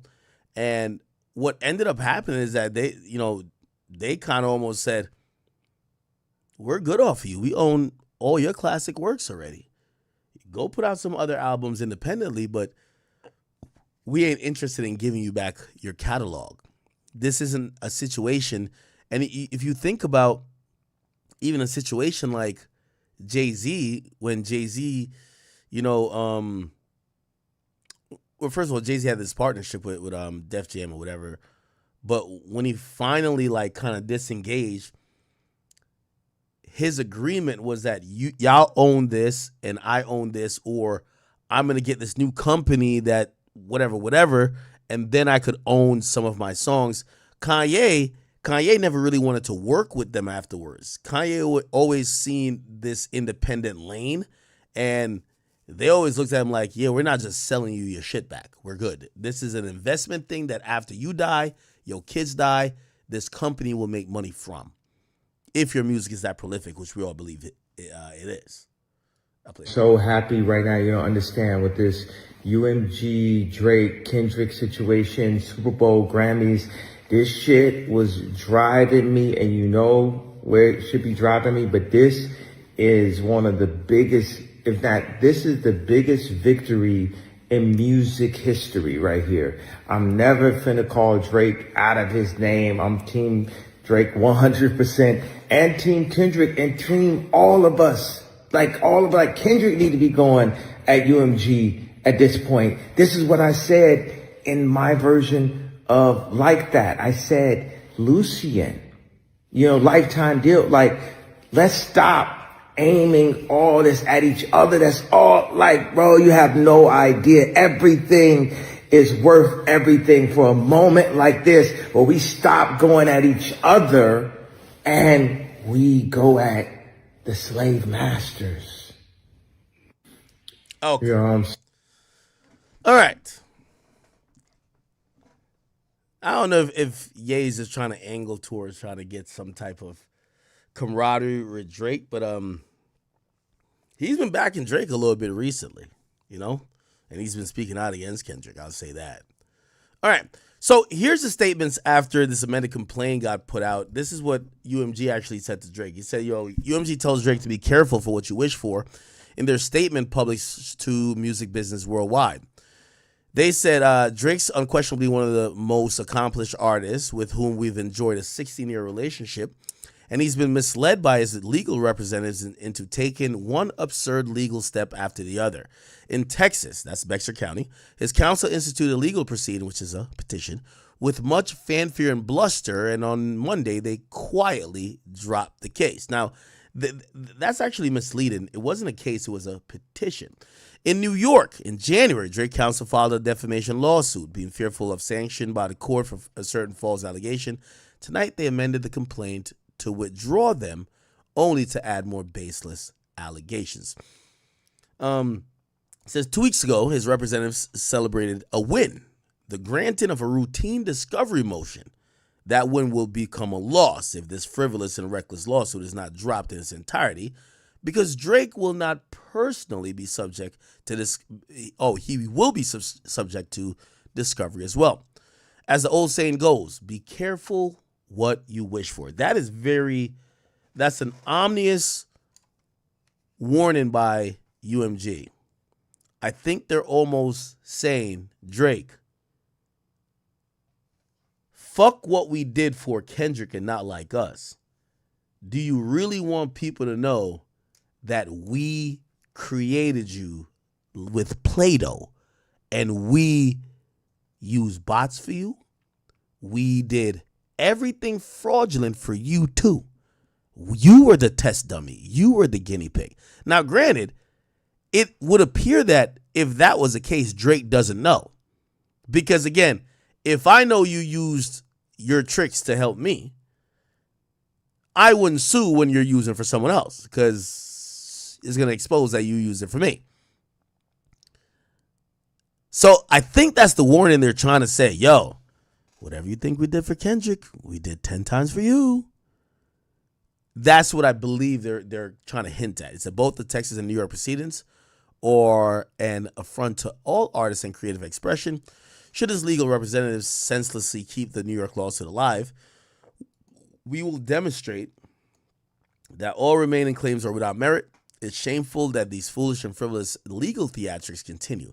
They are reputationally, financially costly to Drake and have no chance of success. Wow. Now, Drake teams actually responded, and they responded pretty strongly. They said UMG's latest statement is a desperate attempt to spin the narrative and deflect from the truth. Drake is holding the largest music conglomerate in the world accountable for his actions, and doing so without fear. We've dismissed the Texas discovery action because the discovery will now proceed in New York. That's not retreat. That's victory. UMG dismissed this first amendment, petition in Texas because it has no claim. That's losing. And UMG knows the case against it is only getting stronger. Drake welcomes discovery and has nothing to hide. It's not Drake who has something to worry about. It's UMG's current leadership. We look forward to hearing from Lucian Gray and John Janik and UMG underneath the oath. Now, let me give a breakdown of this. And I'm speaking straight here. This is not a Drake fan talking. This is me who break down mad legal cases for y'all and cover hip-hop for y'all. What it seems that Drake's lawyers are saying, right?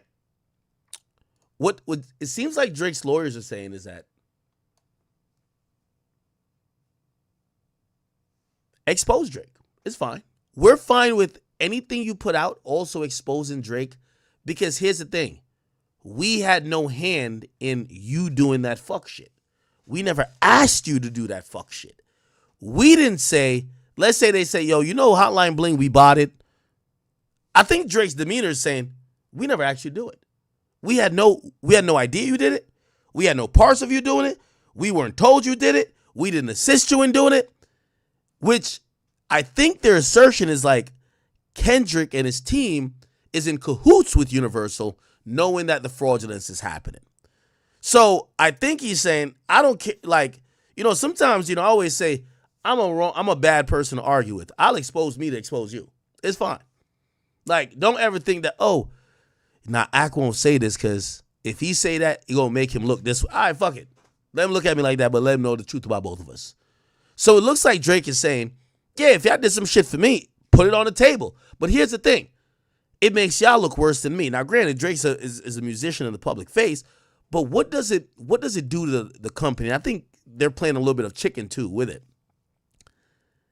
If a company, right, UMG, publicly traded, admits that the numbers that it got, even, it doesn't matter for Kendrick or Drake. So that's what he's saying. Be careful what you wish for. I think Drake's legal team is saying, well, let's see how that plays out in your favor. Are you going to tell your investors that the numbers that you reported to them in these quarterly reports, and you probably got them to have more confidence in a company by dropping more money and investing, it was gotten because of botted or paid for or these illicit ways to get streams or sales? Because at that point, UMG would be admitting that it's doing fraud, that it's fraudulently cooking the books to put out data which could influence people to invest more or affect their financial decisions about the company. That would be now criminal. That's a SEC violation, right? Because if you are intentionally cooking the books that could mislead investors and shareholders, that's not only something that's an SEC violation, that's also a jailable offense. So I think what Drake is saying, oh, no, go ahead, release it, because we ain't do nothing. If anything, you're just going to release the info that's going to put y'all in jail and give a whole investigation or overhaul into how y'all conduct business. So go ahead. Now, this is a crash course and they're playing chicken. I got to see who wins it. Got to see who wins it for sure. Okay? All right. Yeah, man. The whole system is goddamn rigged. Okay. Any more things to check out? All right. We'll get to the Wayne stuff. We'll get to the Wayne stuff in a bit.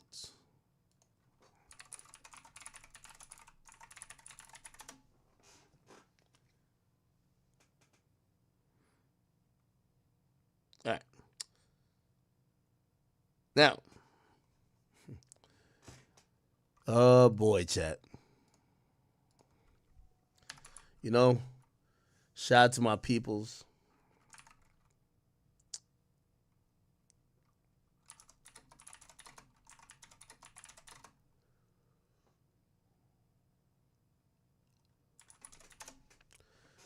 Shout out to my peoples, man.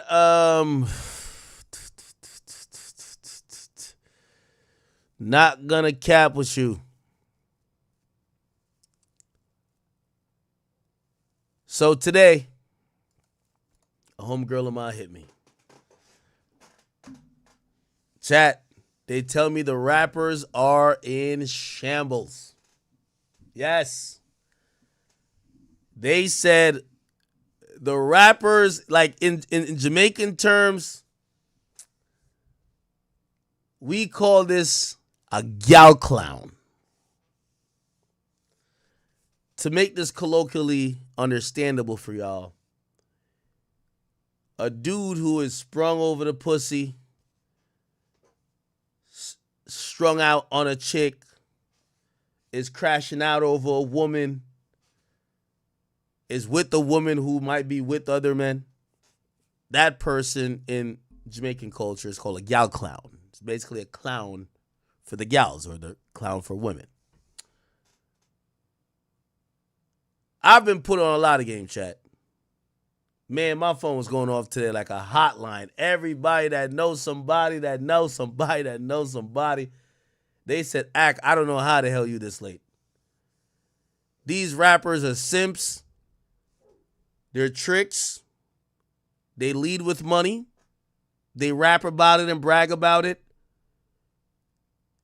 All while their women, their wives, their baby mamas lust after and fiend to get viciously donkey fucked by a basketball or NFL player that is spending not a fucking dime on him. I couldn't believe it. I'm so shocked and saddened. I told them they were lying.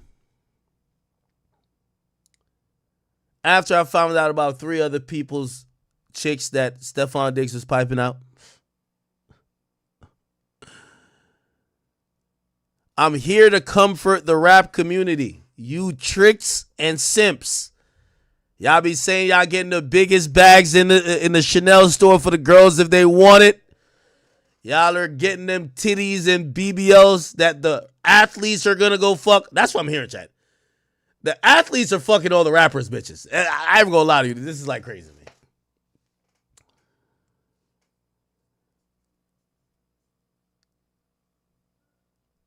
I could safely report.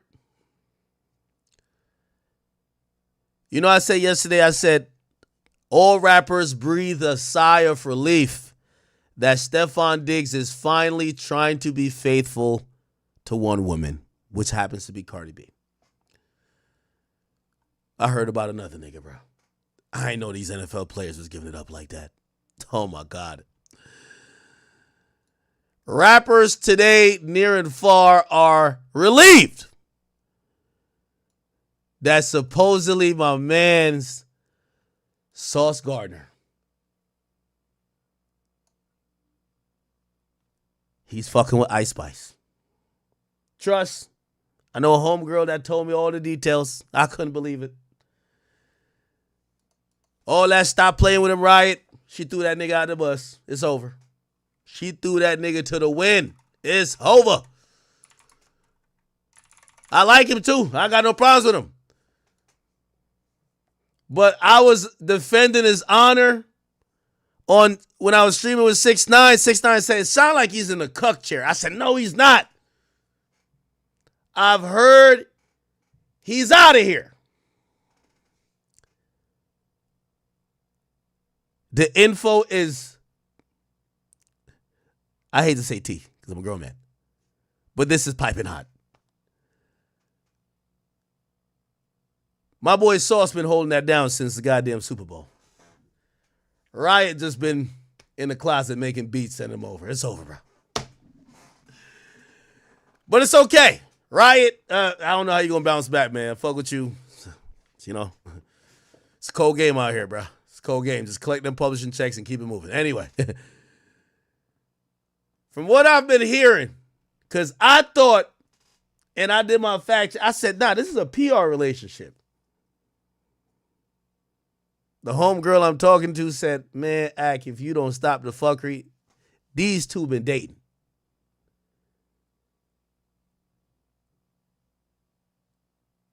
They damn near almost in love. But it gets deeper. I said, I thought this nigga, Sauce Gardner, he like the best cornerback in the league. I'm like, damn, he got time. Like, what's up with this NFL shit? They said, listen, you don't even know about him. I said, what you mean?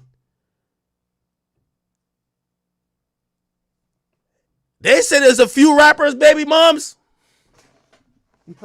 I don't know what it is, bruh.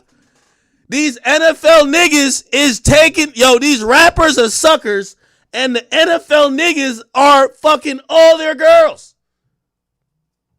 So there's a lot of rappers today that I'm gonna we seen the kiss cam. I thought it was fake. Apparently it's fully real.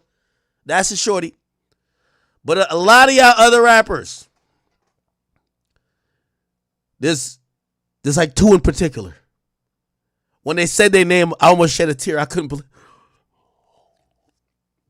it. Was one of those I said, not her, she ain't going. They're like, bro, she's going. No. Even though low-key I was like, we could probably get another hit album out of it. No. Stop! Y'all can rest easy. Sauce Gardner is as well a one-man woman or one-woman man or whatever. I'm telling you this, chat. Rappers today are popping bottles. Stephon Diggs will no longer rearrange the guts of their baby moms, their girlfriends, the chick they spent $1 million on. Trust. I can't even believe that this shit's happening. I be hearing this, I'm like, wait, the rappers are tricking? And Sauce, these niggas are getting, Sauce Gardner probably gonna get a crazy ass extension. He probably gonna get some millions. He richer than all the rappers. Same with Stephon Diggs. How are they not tricking? They just fucking. I can't believe it. But anyway, for y'all rappers, man, just tonight y'all could rest easy. Stephon Diggs, nor Sauce Gardner will be trying to fuck your bitch or have fucked your bitch. That's it. And I'm not going to lie, over the last 48 hours, after hearing the amount of rappers, women that these football players are fucking, I'm like, I will never listen to you rapper niggas the same no more. You niggas are certified tricks. That's it. All y'all know how to do is spend money. That's it. I've never seen rap at this type of stage ever, but I told y'all, rappers went from being the drug dealers to the drug fiends.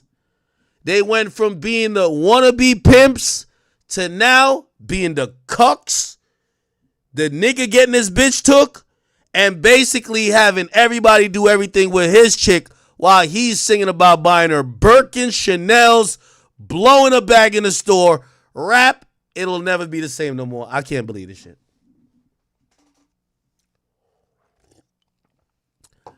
Ice Spice.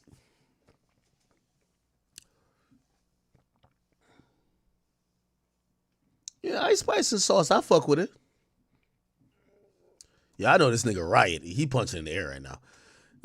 You're right, bro. I don't even got a problem with you, bro. How you let this nigga take your girl? Riot! Stop playing with it, Riot. Oh, man. Anyway, just give y'all an update. That's Sauce's girl now. That's a fact. That's Sauce's girl now. I'm telling you, I was talking, so it's a homegirl that be around me and said, man, that nigga been dick up in her stomach for a minute. I'm like, where Riot at? They're like, in the studio where he should be.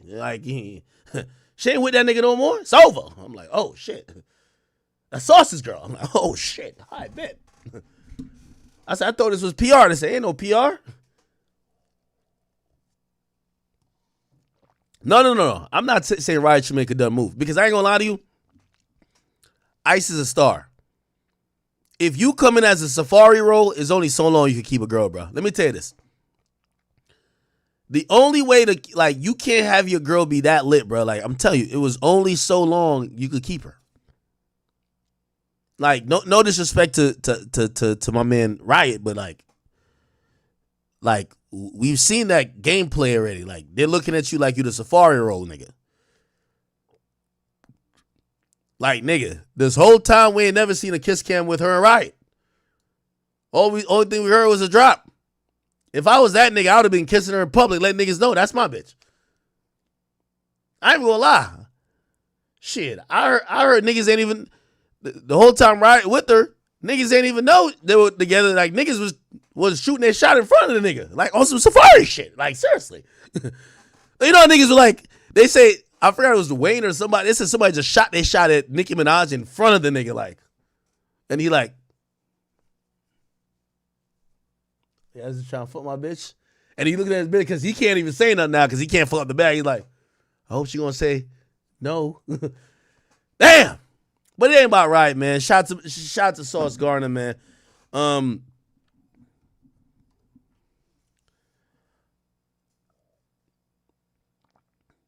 I heard he was on almost Stephon Diggs' timing, but you know he spared a couple joints.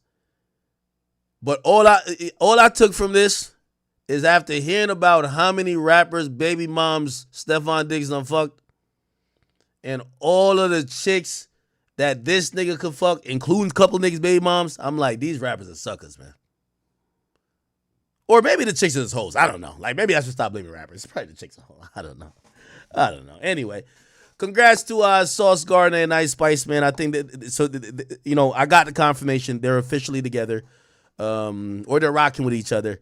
You know what I mean? You know?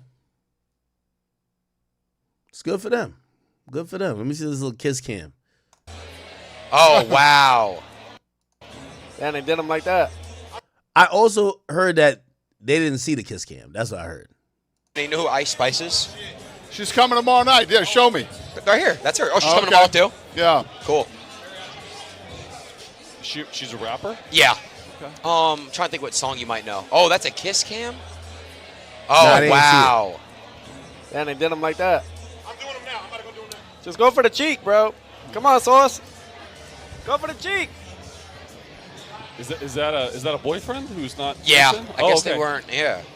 They don't want to. They don't want to kiss. Boyfriend? They don't want to They're acting advertise. like they don't even fucking know each other. That's what I'm very curious. It's like they're devastated that the kiss cam went out. The fuck? Nah, they didn't know it was a kiss cam. That's what I heard, man. Who's your favorite rappers?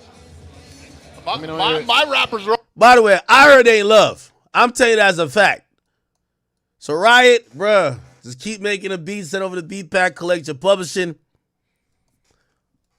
But I heard, you know what's so funny? I gotta figure out why these chicks love NFL niggas.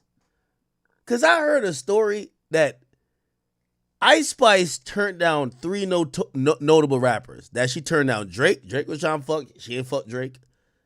She ain't fuck another rapper. I don't want to call everybody's name. I think y'all heard about the Drake stuff. I ain't hearing none of that from Drake, by the way. I'm just saying this is just word on the grapevine. I'm like, damn. She must have fucked TJ, I think. Because TJ gave her a lot. I don't know. But I heard she curved a bunch of niggas. How come the rappers can't pull her and then this nigga? I don't know.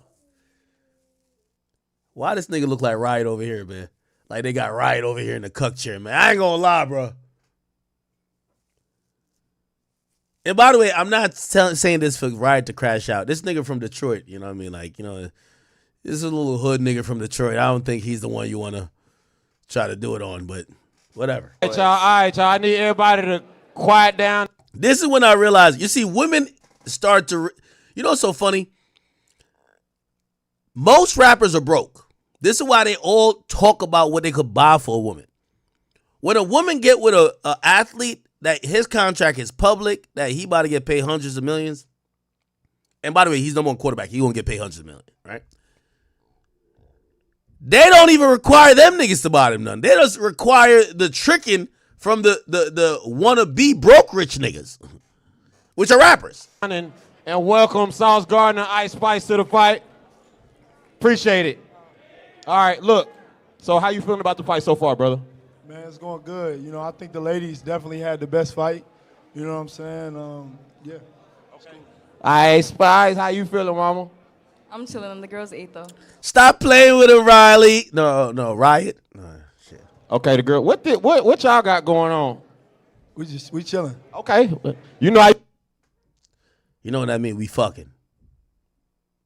Look at her smile. We are fucking. Yo, chat, man, let me tell you, it's a dangerous game going on out here, man. Yo, for a minute, my little algorithm start getting into a bunch of Houston chicks. I seen about 300 bitches with all taking pictures. Apparently all the new hoes, not only Houston, this is how these bitches are doing. I didn't know the NFL players was fucking these hoes like that. They're taking pictures with the jersey of the nigga that's fucking them. If it's 300 bitches taking pictures with the jersey and it's only 52 players and really only like 10 stars, do the math. I'm like, holy. I used to play football when I was in high school too, Spice. I'm just letting you know. I used to play myself. All right, so who you looking forward to between Oblivion? All right. So just for the record, that's not no PR shit, man. You're right, I fuck with you, man. But I think as soon as you went with the blonde braids, the blonde cornrows, bro, that was the moment that I think that she said, you know what? I'm going to the box suites at the Jets game, okay? So I think it's over. I think it's over, Riot. Damn. My man at the jewelry store with Ice Spice's cash. Nah, I'm playing. Let me not. Nah, I fuck with Riot, actually. I don't know. But damn, this shit kind of, I feel bad for him, man. Yo, I'm going to keep it a beam, man. I'm tired of these. Yo, I cover rap. I'm not a sports analyst. I'm tired of hearing that these football players is just violating. Anyway, let me just keep moving. All right. Some fucked up shit. Sausage. Ice? Sausage. What's good, my boy? You chillin'? How you doing? The winner via second round TKO. Bhagavan Shepherd. All right. Okay.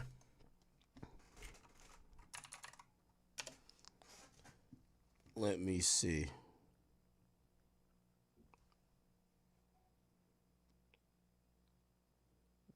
I don't want to react to that video.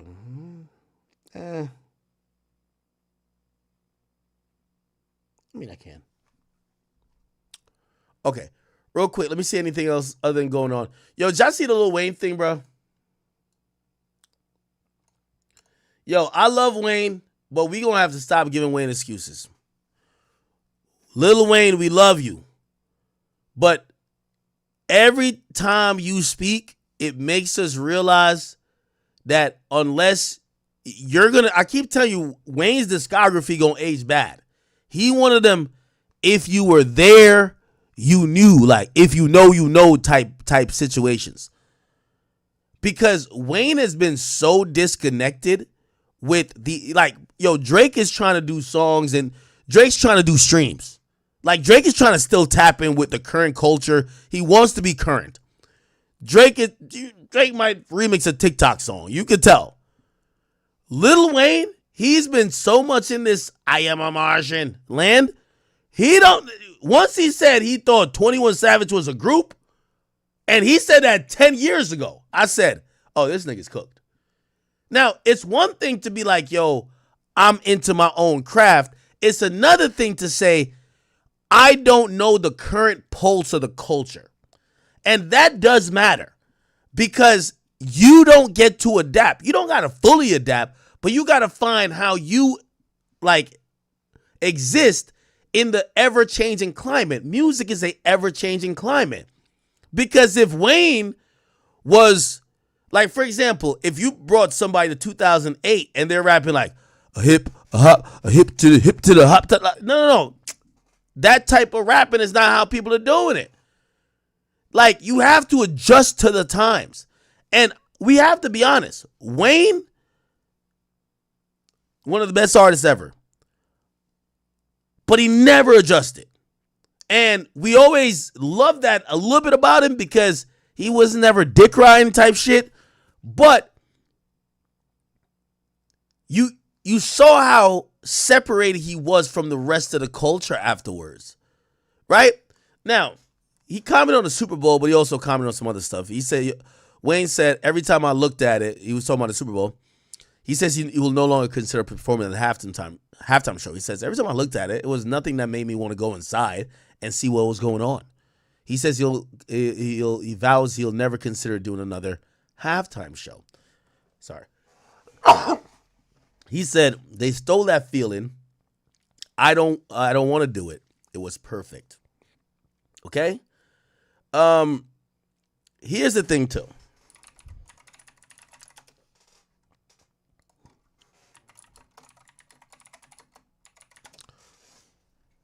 Lil Wayne also claimed in, I believe, the same interview, they asked him about Watch the Throne. So, a new interview with Rolling Stones. Sorry, allergies.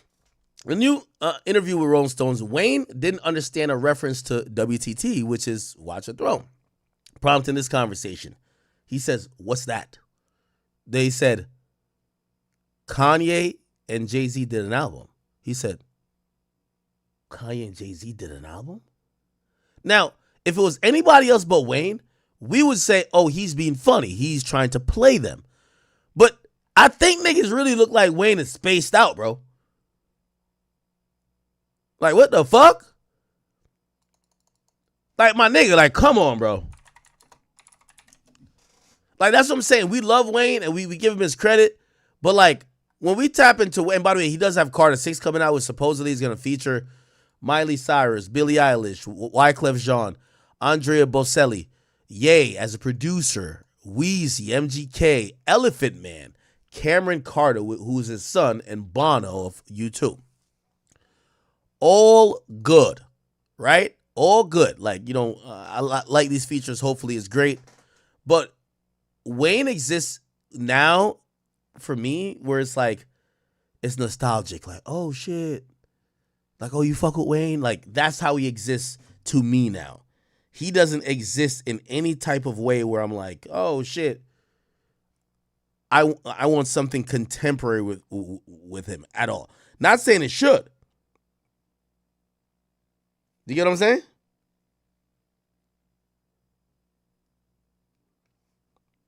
Hold on.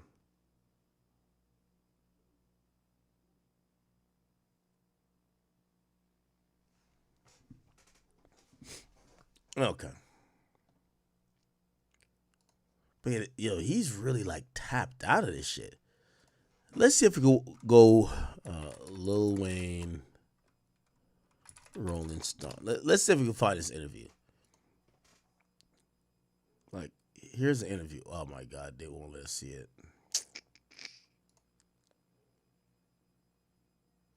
Try to refresh.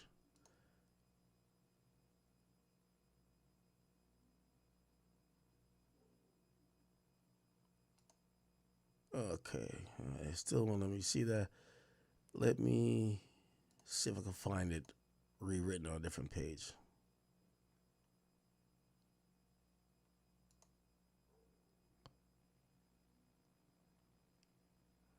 Okay, this is the cover.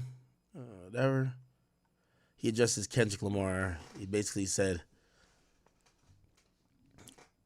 Wayne tells me things are fine with him and Lamar. Wayne called the LA rapper ahead of the Super Bowl to clear the air and encourage him. Why the hell did he call him? Nigga, you rocking with Drake. Fuck that nigga. He also claims the NFL gave him the impression they were going to offer him the performance, and he received an apology from someone in the league saying, we ain't in charge of the halftime show after Kendrick was announced. Wayne reveals he has no ill towards Jay-Z, who plays a key role in organizing it, but is no longer interested in performing. on being aware of Kendrick and Drake beef and accidentally performing Not Like Us, he says, I'm going to give you the perfect example. I went on stage and I'm singing this song. They thought I was dissing. And he says, I want my dude to be mad at me. I didn't even know it was Kendrick. Like, come on, bro. What the fuck is Wayne? Yo, somebody must have laced Wayne, bro. Like, he says, I ain't want my dude to be mad at me. Talking about he want Drake to be mad at him about him kind of performing a quasi or altered version of Not Like Us. And he says, I didn't even know it was Kendrick. What the fuck do you mean you don't know that was Kendrick, bro? No fucking way. Not Like Us, Lil Wayne.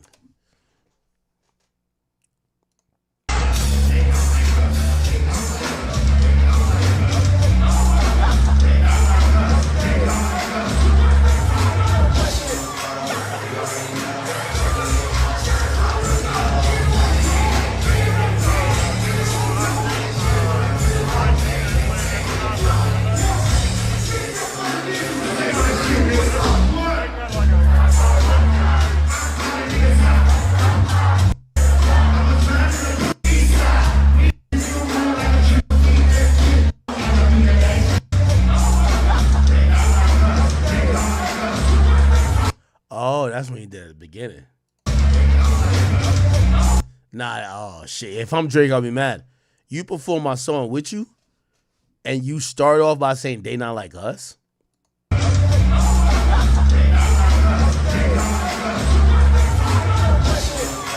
It's no way Wayne didn't know that this was Kendrick, right? All right, it says Lil Wayne confirms he and Kendrick Lamar are fine. It says he sang along to Not Like Us, not knowing the context. I ain't want Drake to be mad at me. I didn't even know it was Kendrick. What the hell?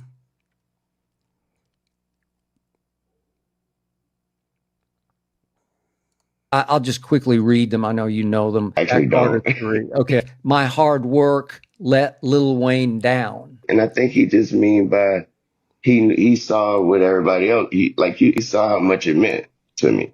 And I think that's all he mean is that I don't think it. And when we speak, and obviously he can't control that. And also I've spoken to him and I wished him all the best and told him he better kill it. Okay. Yeah. All right. So you better kill it. I'll just quickly read them. I know you know them. Actually, nah. I mean, I'm buying it because Wayne really spaced out, but I'm really wondering, like, at this point, I'm like, is Wayne all the way there? Like, is he all the way there? Lil Wayne, Skip Bayless, like, he was doing, like, sports stuff. Okay, speaking of Super Bowl, I gotta This hit was you 4 with months this ago. because this is just me. So this is before the Super Bowl. And I do love you, but I just remain baffled and angry over why the NFL did not choose you to play halftime of a Super Bowl that's going to be in your hometown. And I know you went through a lot with it, but now that your feelings have settled some, how do you explain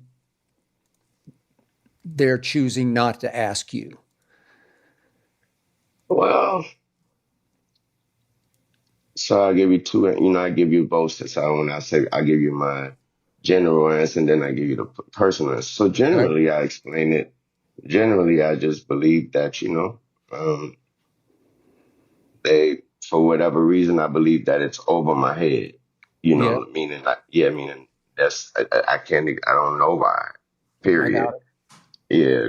Obviously, I believe that it'll been perfect. It's perfect, but I do not know why. But personally, the person I am, I straight look at it like, you ain't there. You ain't there. You got to get there. You got to get there. You know how, but you know how we Skip. You know how we rock. You gotta have it. Come on, man. I mean, you're the GOAT. And it's New Orleans. It just makes no sense to me. I don't get it. Their politics played. I don't know. That's another part of it. I think there's things that I can't control involved in it. So it is what it is. Are you better with it now than you were when it first hit? No. you seem better because I know at first you were pretty torn up about it, as you should have been. You know, talking to people that matter, talking to people that care about me, they telling me things that, you know, telling me the truth, telling me the facts, and dealing with living, you know, accepting the facts, embracing the facts, and moving on. Okay. And you still, you're saying you got to get better to earn the right to be on that stage? This is what I told myself. I said, what I told myself, I told Mac, I told Fabe, this is what I told him. I said, you know what? Your managers, yep. Mm-hmm. Yeah, so you know what I said? I want to get to the point where I'm undeniable. Yeah. You know, I want them to be able to, I want them to walk in there and have 10 other choices, and whoever's in charge say, no. Y'all all got mad at me when I said I think Wayne's era will age really badly. Is he gonna? Who did I compare Wayne to?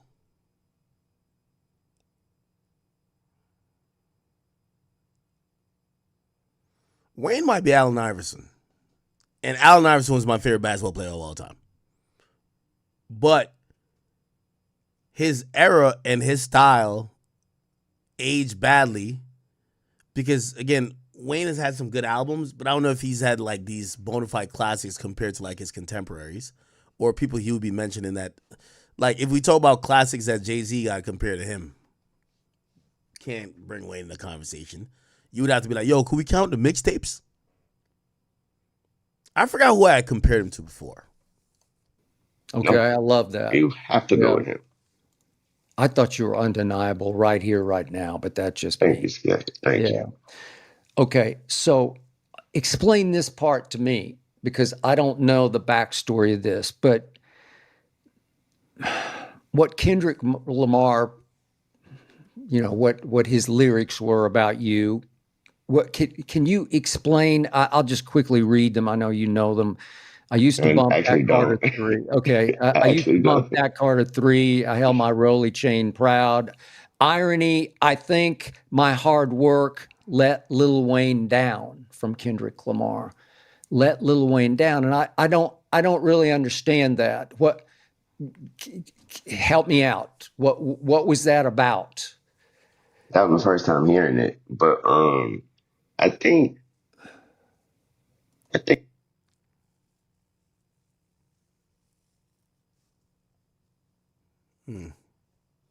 I'm watching Wayne's demeanor, man. Wayne really tapped out, bro. I think he just, you know, I think he's a fan, like I'm a fan of his music. Sure. He's a fan of mine. Yeah. I think he's definitely a fan of yours. Yeah. Yeah, you know, so I think he just mean by he saw what everybody else he saw how much it meant to me. And I think that's all he mean is that, you know, I don't think and you know, when we speak and obviously he can't control that. And, you know, so he didn't let me know. It ain't like he can control it or nothing. And also I've spoken to him and I wished him all the best and told him he better kill it. Okay. Yeah. All right. So you better kill it. You gotta kill it.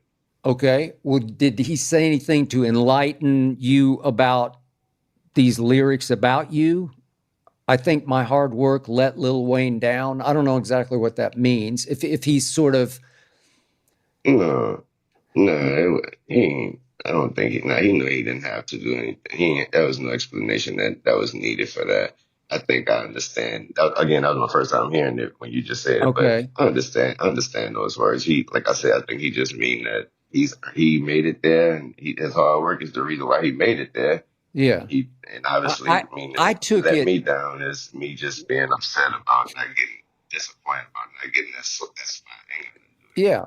Yeah. When he says, I worked hard and then it undercut you in your hometown. Like I worked as hard as I could and I got to a point where unfortunately it let you down because I preempted you on what should have been your stage. Without having any control of it. So that's actually him expressing his Now watching Wayne just trying to struggle to try to like say the right things about this, man. I don't like that shit, man. I don't like that shit. All right. Wayne, I'm gonna be honest, I think Wayne's just out of touch, bro. And I think that does affect his legacy, because for a guy who, he had tremendous impact on the culture at a certain time, it explains why, even though he still has a huge fan base and people like me who still love his music, past like that prime era of Wayne, he never had that impact on culture anymore, bro. Honestly, shit was over. Like, did people always want to listen to him because he raps good? Yes. But culturally, like, it paled in comparison to that other era. Or the era that we know him for. All right, let me try to react to this goddamn video. I don't know, they keep sending me this.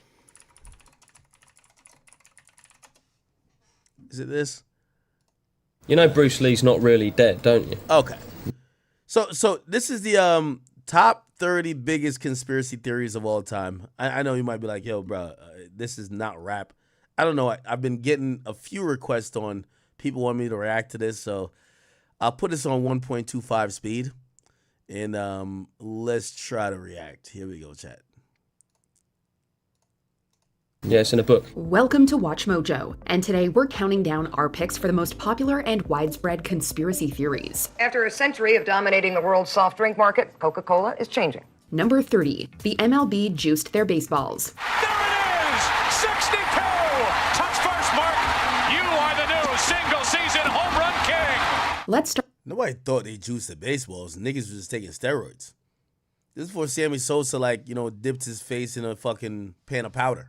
Start with a rather harmless theory before things get dour. Home runs in baseball were skyrocketing to record levels in the late 1990s, leading many to believe that Major League Baseball was intentionally juicing the balls to increase offensive production. The sport was in a dark age in the mid-1990s, led by the infamous strike of 1994. According to the conspiracy, MLB wanted to bring fans back, so they juiced the baseballs to increase home runs and generate public interest in a home run race.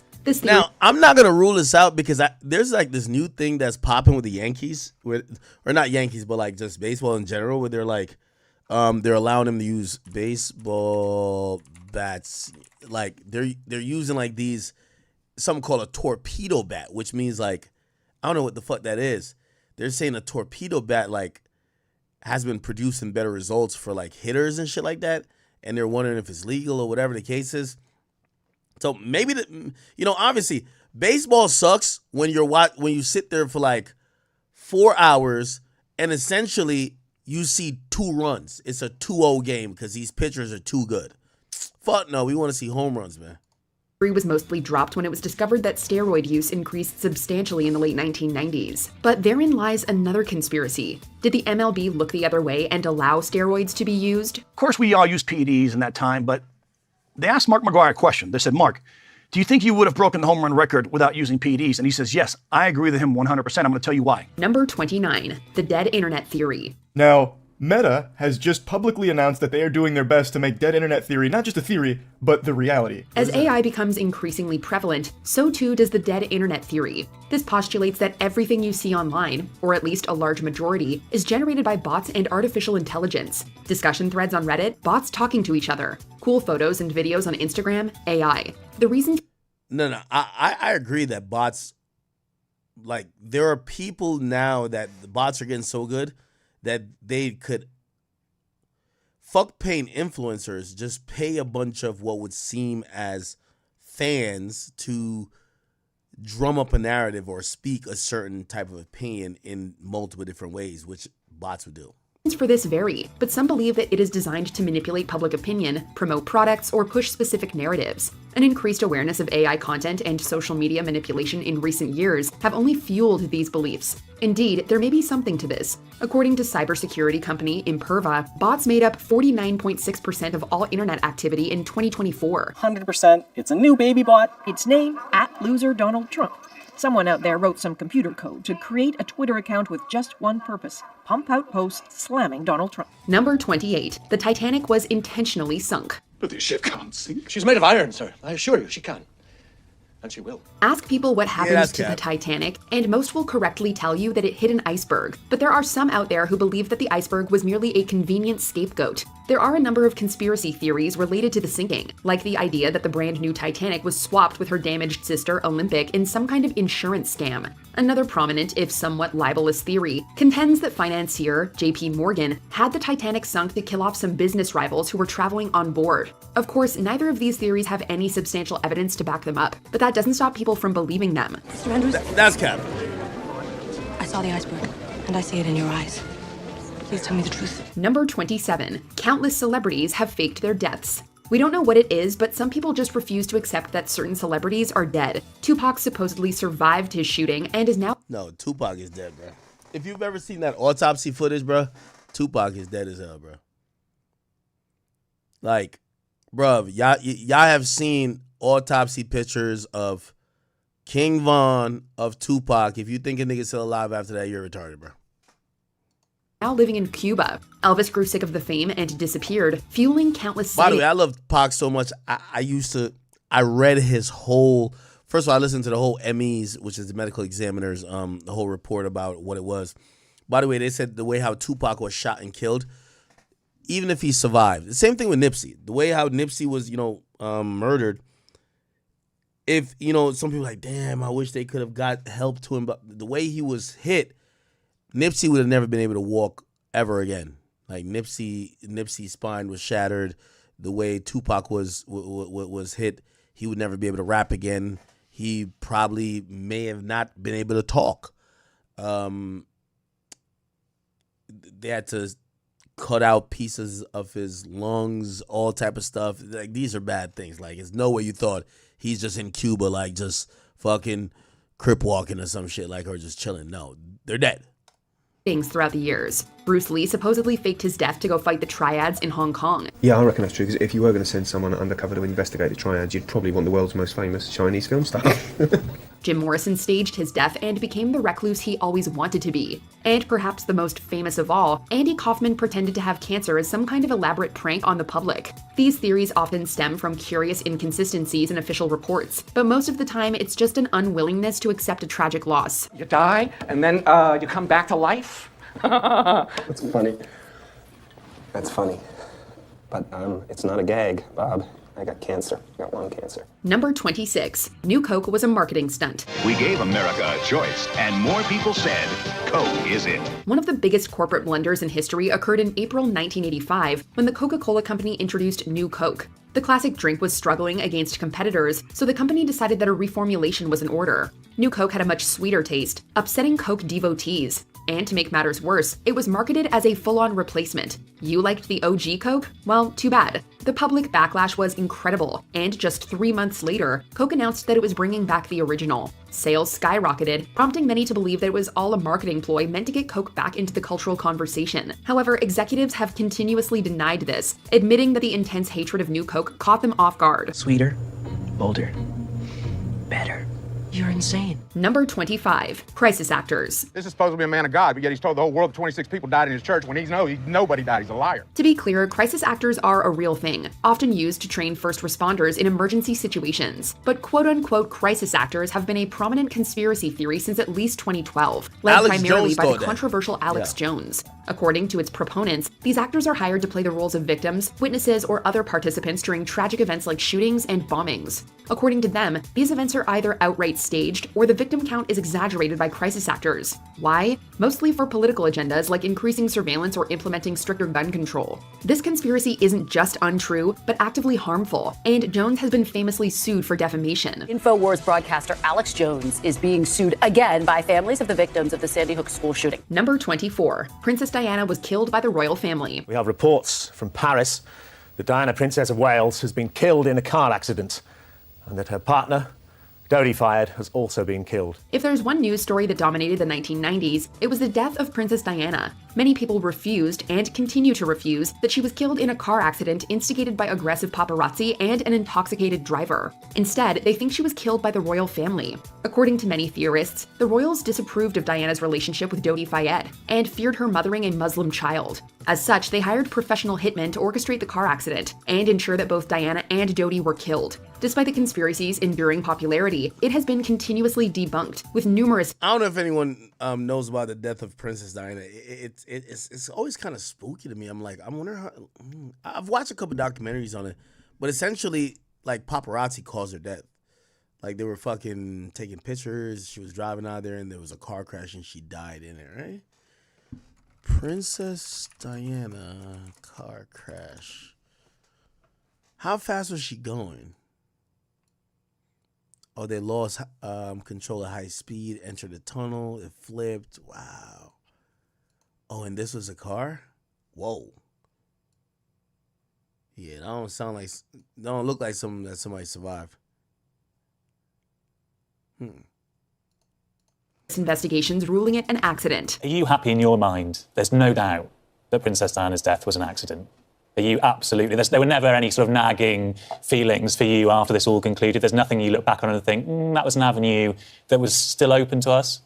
No, I'm absolutely convinced. Totally. Number 23. COVID was caused by 5G. Social media platforms are trying to limit the spread of conspiracy theories connecting 5G networks and the coronavirus pandemic. The COVID pandemic spurned a number of outlandish conspiracy theories, but none were quite as goofy as the infamous 5G debacle. In the early days of the pandemic, many people supported the theory that 5G radiation was either causing the virus outright or weakening our immune systems, allowing it to spread more easily. The theory points to the simultaneous rollout of 5G in certain major cities and the emergence of COVID-19 as evidence of a connection. But this is simply a correlation fallacy. And unlike many on this list, this theory actually had real-world ramifications, with many vandals burning or destroying 5G towers. Fear and a lack of certainty will make people do some shocking things. For police in Quebec, this has fast become a familiar sight. A cellular tower set ablaze. In 1 week, police responded to 7 similar fires, all targeting cell towers. Number 22. Holocaust denial. The suspect targeted Temple Emmanuel's welcome sign and a back door, taping up posters that called the Holocaust fake news. We've blurred out the rest of the anti-Semitic message. For whatever reason, many people are of the opinion that the Holocaust either never happened or has been greatly exaggerated by the history books.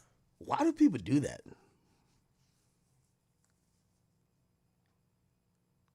I'm always confused with that. It's clearly happened. The theories range in scope and severity. Some believe that the Nazis did not utilize concentration camps or gas chambers. Others downplay the death toll, arguing that far less than 6 million Jews were killed and that this number is merely propaganda. And yet others claim that the entire event is a hoax, having never actually occurred at all. Of course, this conspiracy only serves to legitimize and spread hateful ideologies, and it is actually illegal in various parts of the world, including Canada, Russia, and much of Europe. Mr. Jones, it is shocking to hear how vocally and unapologetically racist you are. Are you a Nazi? Number 21. 9/11 was an inside job. I think that's more stuff is coming out now also, how much the Bush administration ignored the intelligence. It was almost like... Hey, this nigga a wrestler? The fuck are we listening to him for?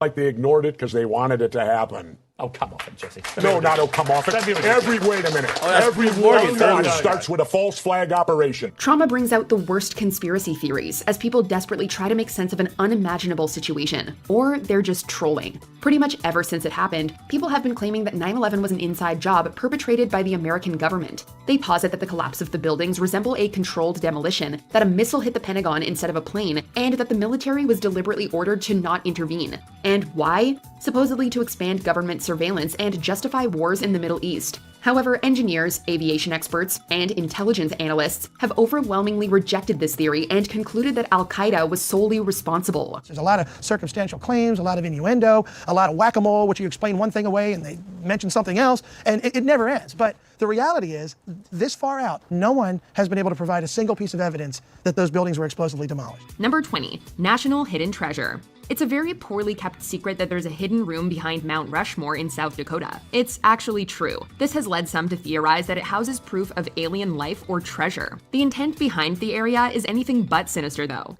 Believe me, I know. The original sculptor of the monument, Gutzon Borglum, wanted to create something he called the Hall of Records to house the recorded history of the United States for generations to come. Although Borglum only finished a tunnel during his lifetime, his daughter collaborated with the Mount Rushmore Society to build a vault with a visual history of the US told through 16 porcelain enamel panels. It's sealed off and not open to the public.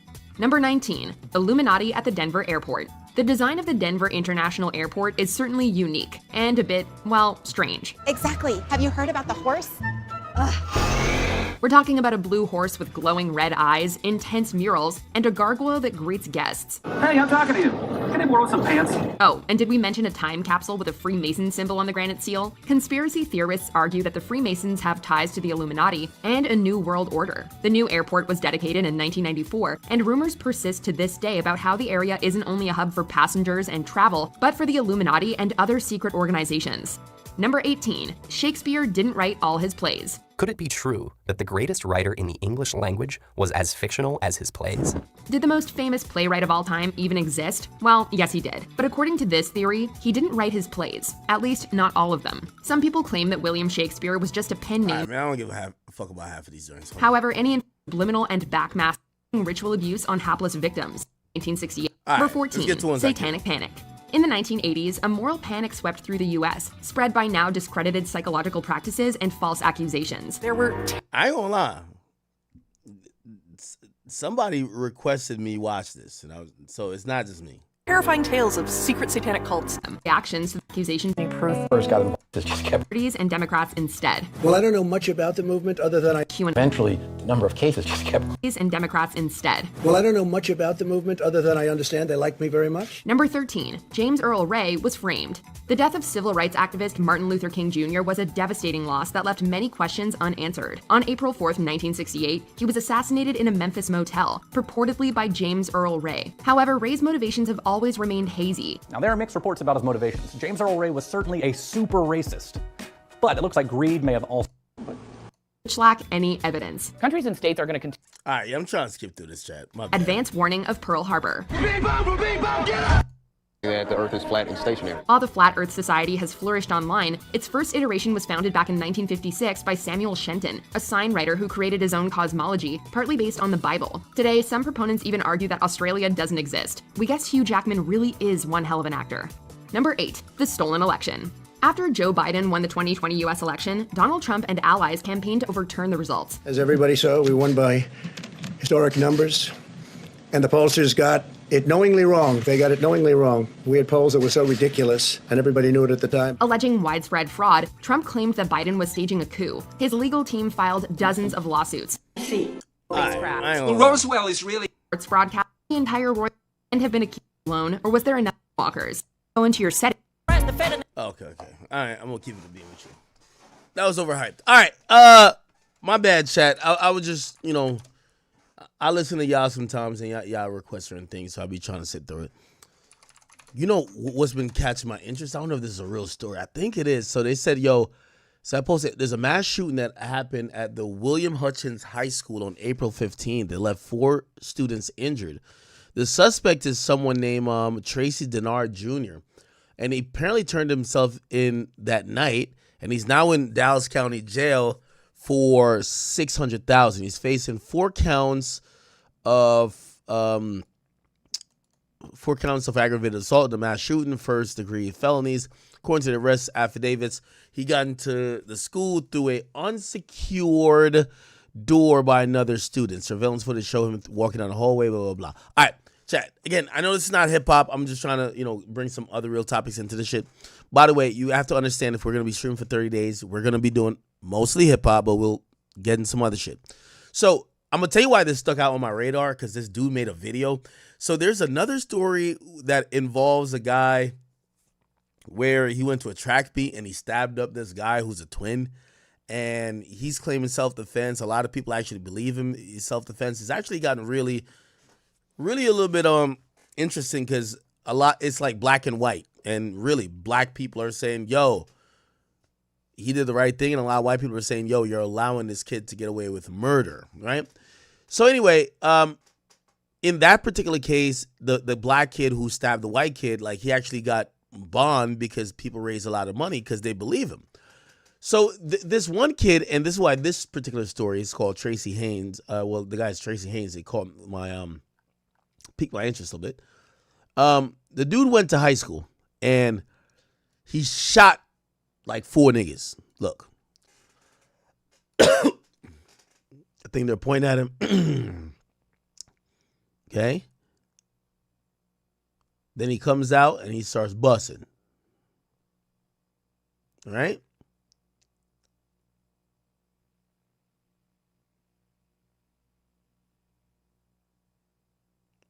Okay, so that's the video.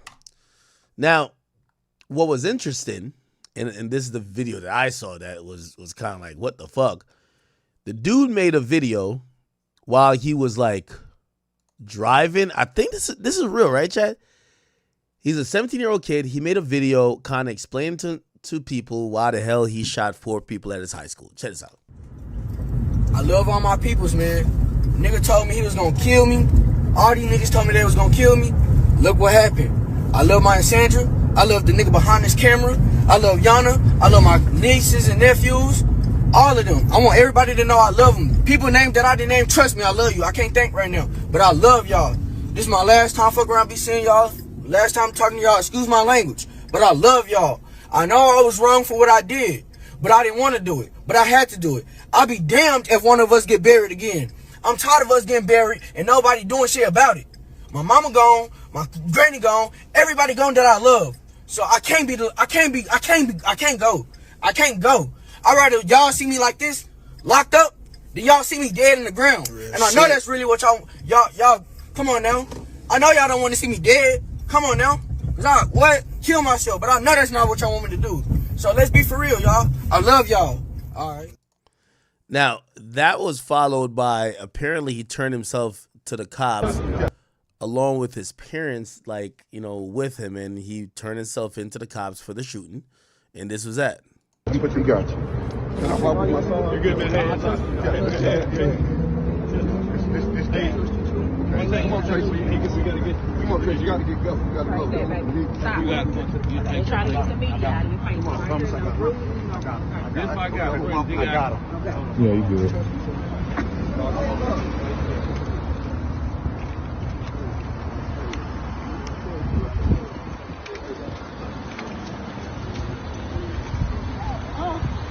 Stop. I'll be with you, okay? Stop. All right?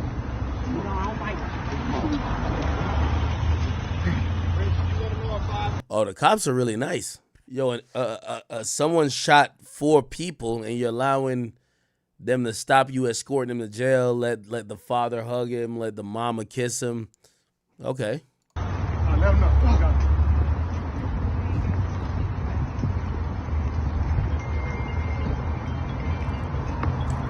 By the way, these are shitty parents, by the way. Like, I don't even need to play the rest of this fuck shit, man. I keep telling y'all, man, I told y'all yesterday on the stream, to spare the rod is to spoil the child. You know, this kid made this video talking about, yo, I had to do it. I had to shoot other people in my high school. You know, he probably was getting bullied, but he's trying to, like, kind of use that effect that people were seeing with that the track meet guy who stabbed the twin. And they're like, well, the dude was getting bullied. The reality is this, man. If you're getting bullied and you're 17 years old and you got to bring a gun to school and you can't tell your parents to try to handle it in some way, somehow, you're a minor, you're a kid, I ain't trying to hear that shit. So these parents showing up for him walking in to get arrested for shooting, and they're not, you know, they're not like, oh man, we should have intercepted or interjected into this issue. They're over here like, nah, let's just kind of do this fanfare shit. To me, that's weird. I got you. I beat the blood over you right now, Father God. Okay? In the name of Jesus, I ask you to keep him safe. You keep him protected, Father, y'all. You keep your mouth closed. They talk to you. They want to talk to your attorney. You understand? So they're telling him, don't talk to the cops, just wait for your attorney. Thank you. When they send them little snitches in there to talk to you, don't talk to nobody. Keep him safe, Lord. Father God, right now, in your name, I'm asking you to keep him safe. Keep him protected, Father God. Keep him with nothing of you, Father God. Nothing covers him. Nothing touches him, Father God. Keep his daddy safe, Father God. Keep his sister safe, Father God. Keep all these kids, Father God, safe.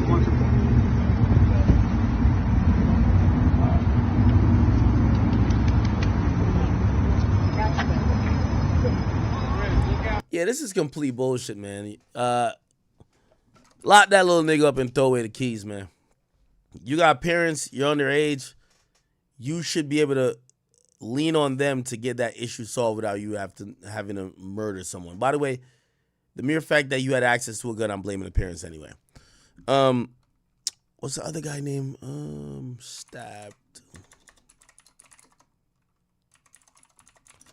There's someone with... Now, okay. So this is the other story that I think a lot of people are like, they're very sympathetic to. Check this out. This morning, we are, in about 4 hours, a Frisco teen accused in the stabbing death of another student during a high school track meet. So this is a different situation. Now, this case is drawing national attention over the past 2 weeks, and now 17-year-old Carmelo Anthony has a new attorney as he gets ready to face a judge. Ironically, his name is Carmelo Anthony. Now, Chris Oddicke joins us live at the site of this morning's hearing in McKinney. And Chris, this could be a very big day. Yes, Mark, and we are just a few hours away from seeing Carmelo Anthony before a judge. A new development over the weekend, though, when he enters the courtroom, he will do so with a new attorney representing him. The Next Generation Action Network, the group helping fundraise for Anthony, announced that attorney Mike Howard will take over as lead counsel, replacing attorneys Billy Clark and Kim Cole. Anthony is in jail, charged with the murder of Austin Metcalf after police say the two 17-year-olds had an altercation in the stands during a high school track meet in Frisco, and that Anthony stabbed Metcalf. His defense team will argue self-defense, and for today's hearing, we anticipate they will ask the judge to lower his $1 million bond in hopes of getting him out of jail while his case plays out. By the way, they did lower it to about $250,000. He did walk out of jail, I believe, because of like a lot of fundraiser shit. Breaking new developments in that deadly stabbing at a high school track meet in Frisco. The teenage suspect just bonded out of the Collin County Jail after a judge reduced Carmelo Anthony's bond from $1 million down to $250,000. Carmelo Anthony is now under house arrest, and Brittany Moncrief is at the county jail where he just walked free.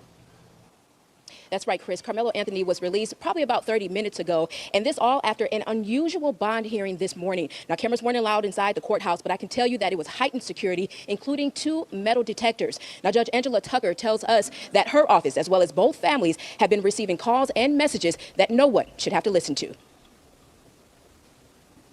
It's what happens outside. Threats and talk of race war and all kinds of insanity that shapes matters inside. This has definitely rocked our entire community. While Collin County Courthouse holds countless bond hearings, it's this one. How far did you travel to get here today? 3 hours. That's drawing more attention and more security.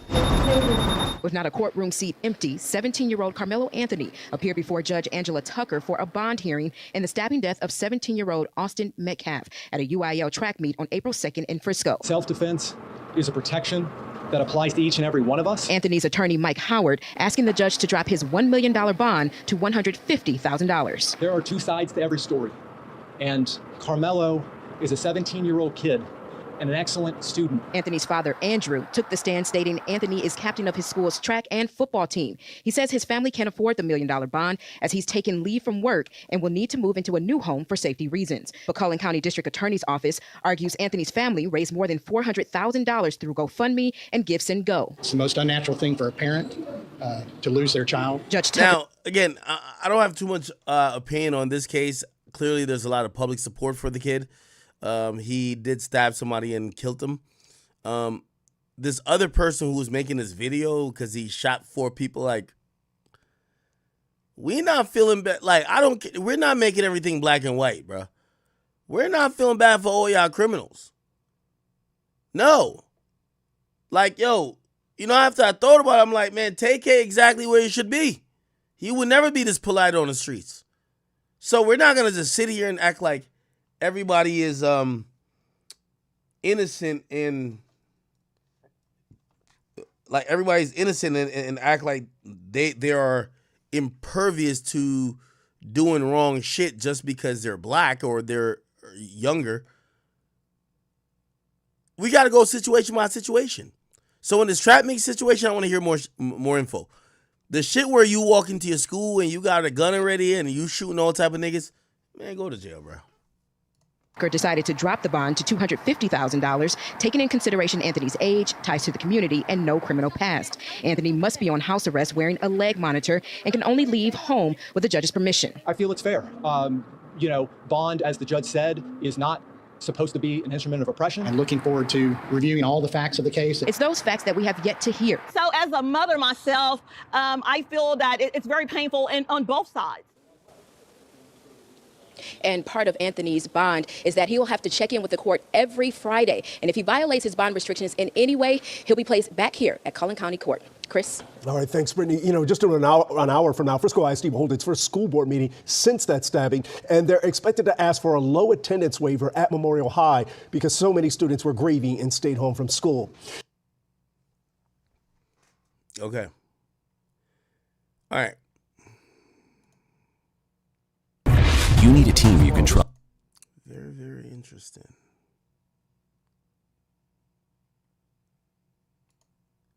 Officials So this is the original kid we were talking about. are giving students more time to decompress from Tuesday's shooting at Wilmer Hutchins High School. The district just announced that classes will resume next Wednesday, and investigators have now identified the student who let the suspect in. Cole Sullivan has new details on how Dallas ISD is working to prevent a security breach from happening again.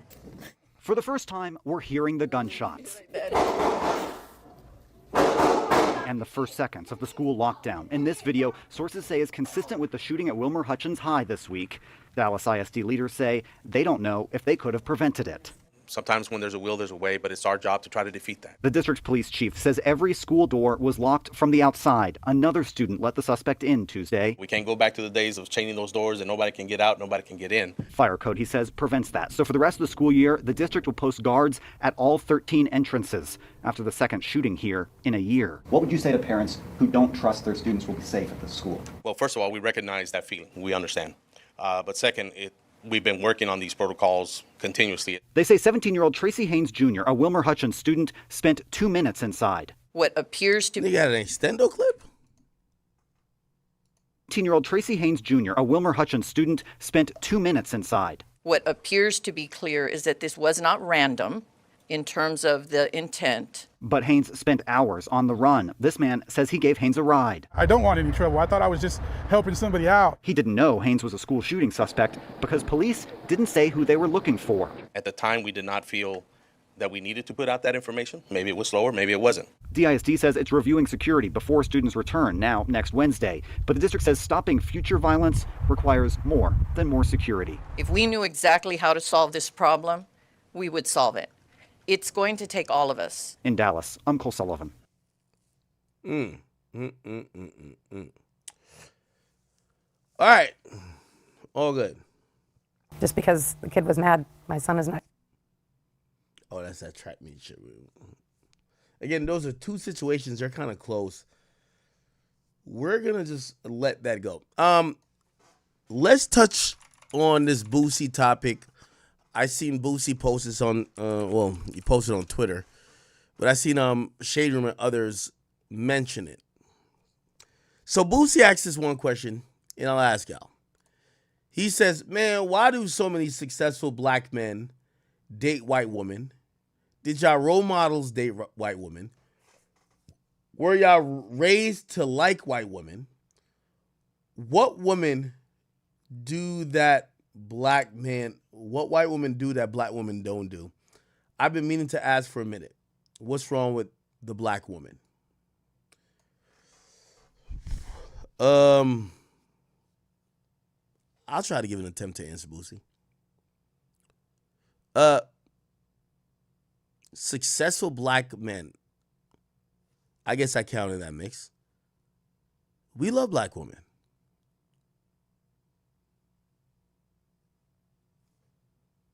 I don't think it's necessarily race once you get to a point of certain level of success. I think it's about traits.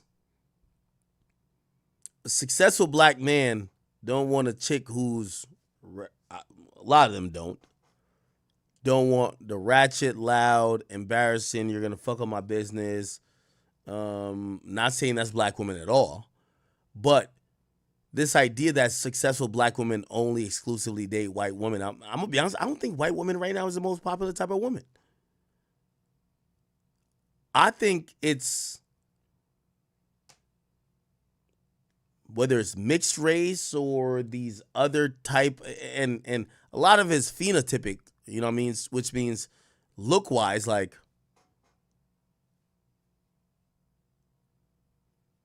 whatever you attract or whatever you think is attractive in sense of if you're a black man and you're not attracted to a black woman, of course you're not going to date a black woman. Now, if you're like, yo, I like the majority. I take issue when women try to act like men really pick and choose in terms of race as opposed to pussy.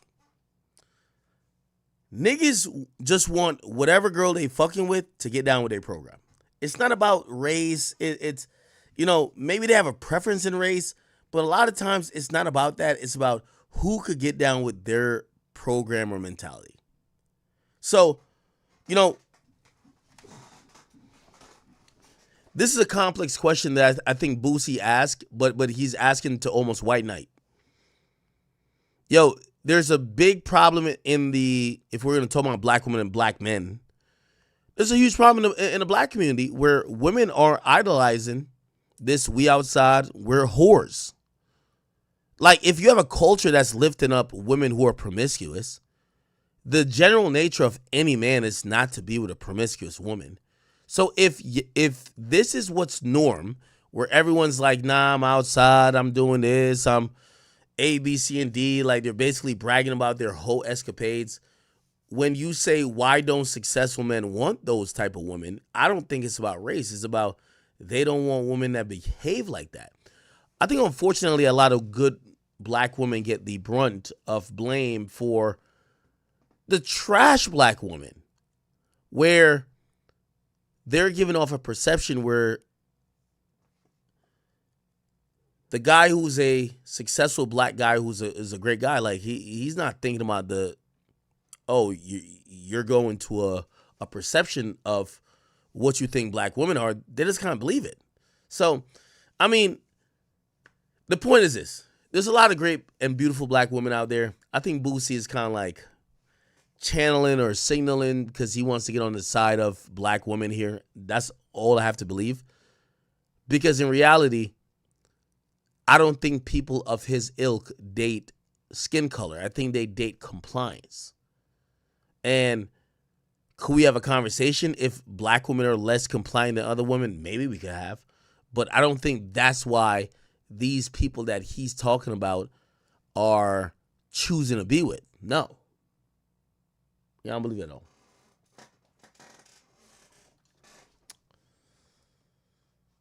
Oh, good. Give me 1 second.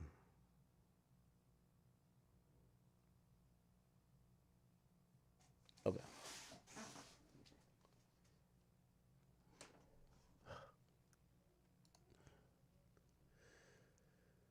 Oh, man. Chat.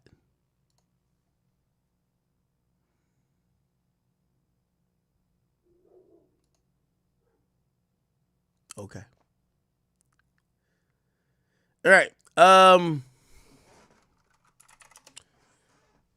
We got Law and Crimes here who's kind of explaining. I kind of gave a overview of it.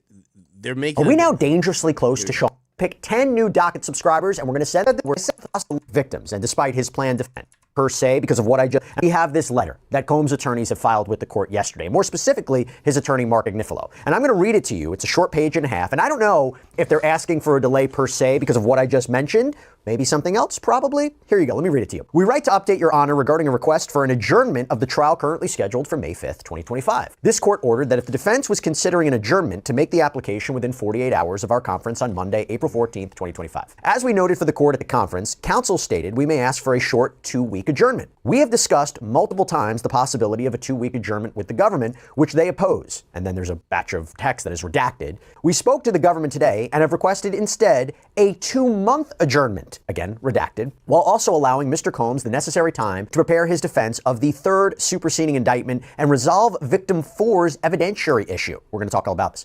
Though the government has argued to this court that the third superseding indictment is encompassed by a previous charging instrument, there is actually substantially new conduct in the third superseding indictment about which we are continuing to receive new discovery as recently as last night. Much of this discovery, which has been produced on a rolling basis since April 4th, 2025, was in the government's possession prior to the grand jury returning the third superseding indictment. And by the way, as we've discussed here on Sidebar, a third superseding or amended indictment was filed against Combs last week. He was arraigned this week. All right, so essentially, which operates. Diddy wants They were thinking 2 weeks. They're saying 2 months. So instead of May 5th, May, June, July 5th, I don't think that's going to happen at all. Oh, here's our boy. The amount of time they could have asked for. Number two is the fact that the government is objecting there to. By the way, this is our Bradford Cohen, which is Kodak's lawyer. Go through. I don't put much weight in that. I do think that is the reason why a continuance is necessary. And to be honest with you, a 60-day continuance, in my opinion, is not that great, number one, in terms of the amount of time they could have asked for. Number two is the fact that the government is objecting, all the while knowing that they haven't turned over everything that they have, that there's still outstanding discovery, there's still issues that are outstanding. Considering all that, to say, hey, listen, judge, we don't want to give them a 60-day continuance is ridiculous. The judge is 100% going to give them a continuance. I don't know if it's going to be for 60 days. I think it will be, because I don't think that's an obnoxious ask. And the fact that he just got a superseding indictment that he just entered his plea of not guilty on, that in itself would warrant a continuance. Let's talk about that for a second. By the way, just real quick, have you ever seen a judge say, I know you're asking for 2 months, I think you need 3? Have you ever seen a judge do that, give more than what they're asking for? So there is a judge in Fort Lauderdale, and he's very funny. And he's essentially what he says is, if you come to me for a continuance, make sure it's exactly what you want, because I don't want you coming back. So if you want 6 months, I'm okay with 6 months. If you want 3, I'm okay with 3. But whatever the continuance is, make sure that's it, because that's all you get. So a lot of judges do that. I've never seen a judge say, hey, I think you need 3. I'm going to give you 3 instead of 2. I haven't had that experience, but it could happen. I doubt that would happen here. Okay, so let me go through this, because you heard the argument from the defense in the letter where they said that this new indictment, this third superseding indictment, contains, quote, substantially new conduct, and they are continuing to receive new discovery. I mean, what do you make of that argument? Again, considering substantively, we are talking about 2 new charges with respect to victim 2, who already was a victim listed in the racketeering charge. So the charges don't change, right? He's still facing sex trafficking and racketeering charges and transportation to engage in prostitution charges. It's just now not only with respect to victim 1, now it's with respect to victim 2. Do you believe that the defense has a point here?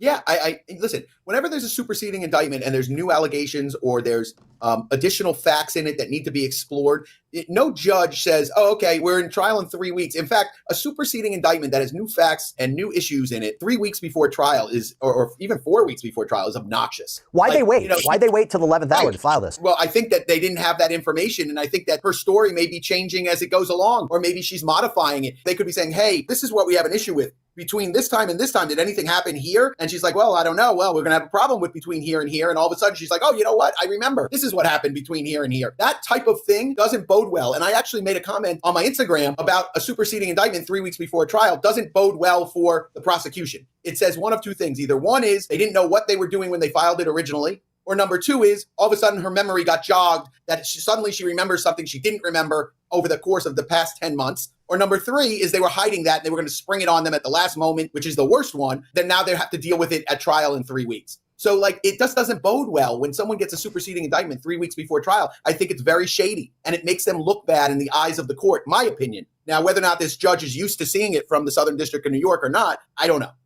It's interesting, when the third superseding indictment came down, I spoke with Nima Rahmani about it, and his basic conclusion, if I'm summarizing correctly, was there seemed to be, they wanted to particularize certain charges. They wanted to clarify certain points. It seemed the prosecution didn't want to confuse the jury, really make it clear about what they were alleging. And you look at this and you say, the defense wanted to start with a 2-week delay, and now they're asking for 2 months. Is it that they saw something in the evidence that was turned over, or the lack of evidence that was turned over, or did something happen in their conversation with prosecutors where they're now saying, we need 2 months? I mean, that is significant. Yeah, well, I think they added new counsel that got to get up to speed with the trial, I believe. I think that number 1 is they haven't gotten all the evidence. They keep getting new evidence and more discovery as on a rolling basis, which prosecutors love to say, well, that's our obligation, judge. We have to keep giving them stuff. Yeah, that's their obligation. But the problem is when you bring a case, when you indict someone, you have a grand jury meeting and the case is 10, 11, 12 months old.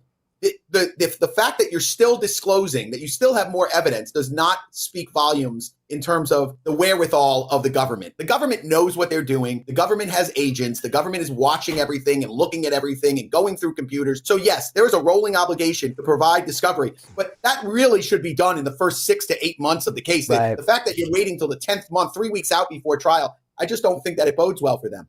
Let me ask you this. I'm going to ask you to switch gears and anticipate what the prosecution is going to be arguing here. Because if you take Combs' accusations as true, Why would the government refuse to turn over exhibits and a witness list or additional statements from government witnesses while this request to delay the trial is pending? So let me ask you this. Why would they say, hey, let's just sort this out first. Let's sort out this whole delay first. We're not turning over anything additionally until we know this trial is delayed or not. And why would they oppose a delay? So again, I'm asking you to put on the prosecutor's hat and what are some arguments they would put forward for why they say a delay is not appropriate and why we don't need to turn over everything yet until we know what's going on with the delay? Well, let me take it in two parts. One is why I think they're doing it is because there's probably some evidence there that's not great for them that they don't want to give over to the defense early enough for them to do something with. That's generally why the government doesn't turn over stuff 2 months before trial, a month before trial. Now, what's their excuse in front of the court? That's going to be very difficult. Why wouldn't you turn that stuff over until you want to see if they get a continuance? If I'm the judge, why is that relevant? If I give them a continuance or I don't give them a continuance,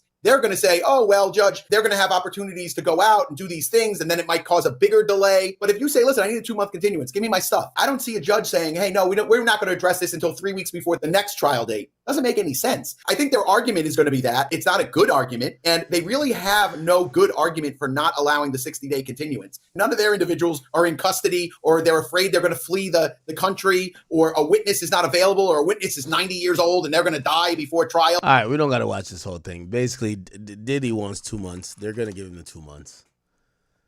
You know, he got new attorney and whatever. Oh, my God. Shout out to my man Offset, man. Offset just trying to show he unbothered, bro.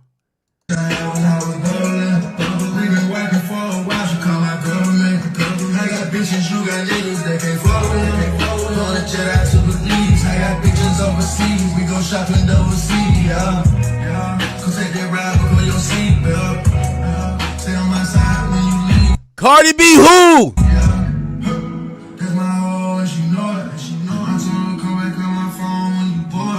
She my queen, she my whore. All of my hoes to my hoes, that's for sure. All of my hoes to my hoes, and they know. Take it to Rodeo when we shut down the store. Make another nigga, make the bitch. Okay. Listen, I'm going off the song. The song sounds kind of good. All of my hoes to my hoes, that's for sure.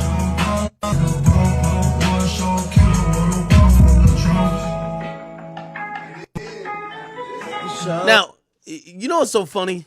Offset is in a DDG position. Offset is being internalized by the internet to say he's a bothered nigga who is like highly upset that XYZ is going on with, you know, his wife and Stephon Diggs, and, you know, he's desperate to get her back and blah, blah, blah, blah. It looked like Offset's just trying to say, man, I'm living my life. I'm turning up. I'm doing my thing. You know what I mean? Like, yeah, that's my baby mom's. I'll make some music about her, but damn, what the fuck? So I think Offset's in a DDG position where people love Cardi so much, there's no way for him to look unbothered, not giving a fuck. If he moves on, they're gonna be like, yo, really? Like, you know, you gonna get back with your baby moms. If he stays there, they're like, yo, you're staying there while she doing all that. He can't win.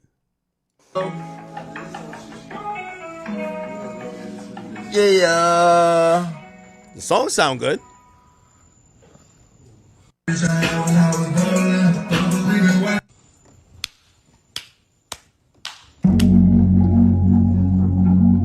Yeah, y'all got Offset now in his bag, man.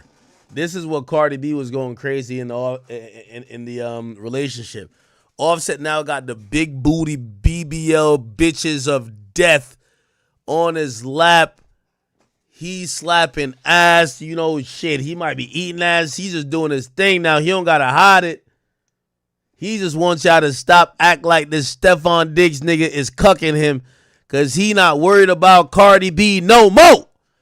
He's slanging cock on whoever else. I don't know these girls, but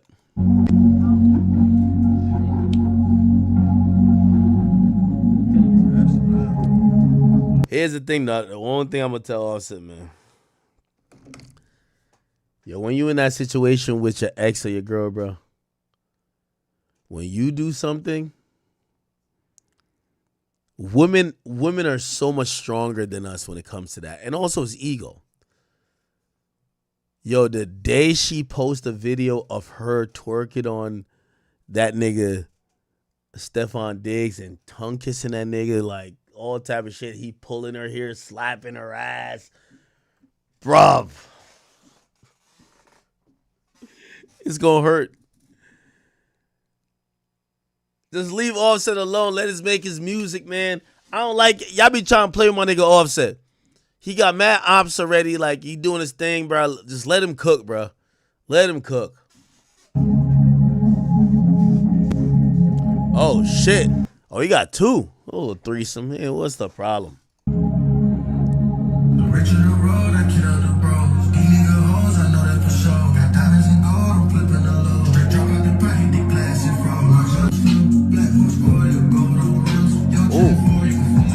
Goddamn, all right, let me just stop playing this shit. But okay. I see what's going on.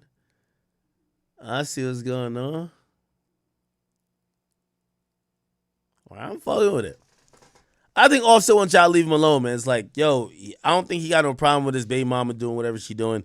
But the thing is, this is the problem when, you know, this is why men don't want to wife women. Because, like, when you put a ring on a woman's finger, no matter what she does for the rest of her life, even if you're not together, they're going to be like, damn, yo, she doing that and you wifed her, bro? Like they're going to judge you because you were human and you try to make her a good woman and you had kids with her. So it is what it is. I keep going to the hospital, bro. Oh, Boosie got some other shit.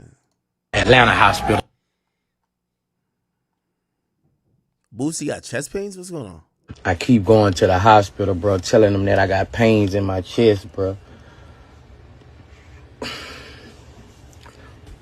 I've been just for the last since I done had that wreck, bro. I keep going to get x-ray. They say ain't nothing wrong with me, bro. I'm telling them like my fucking feel like, bro. This shit crazy, bro. I'm just tired of going to the hospital. Like, they keep telling me how the fuck ain't nothing wrong with me. And I'm telling you.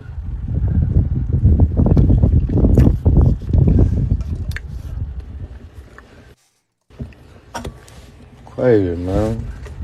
I don't know what it is, bro. At this point, man, I don't know what to do, bro. I'm finna go look at my heart or something, bro. I don't know what it is, bro. It's like...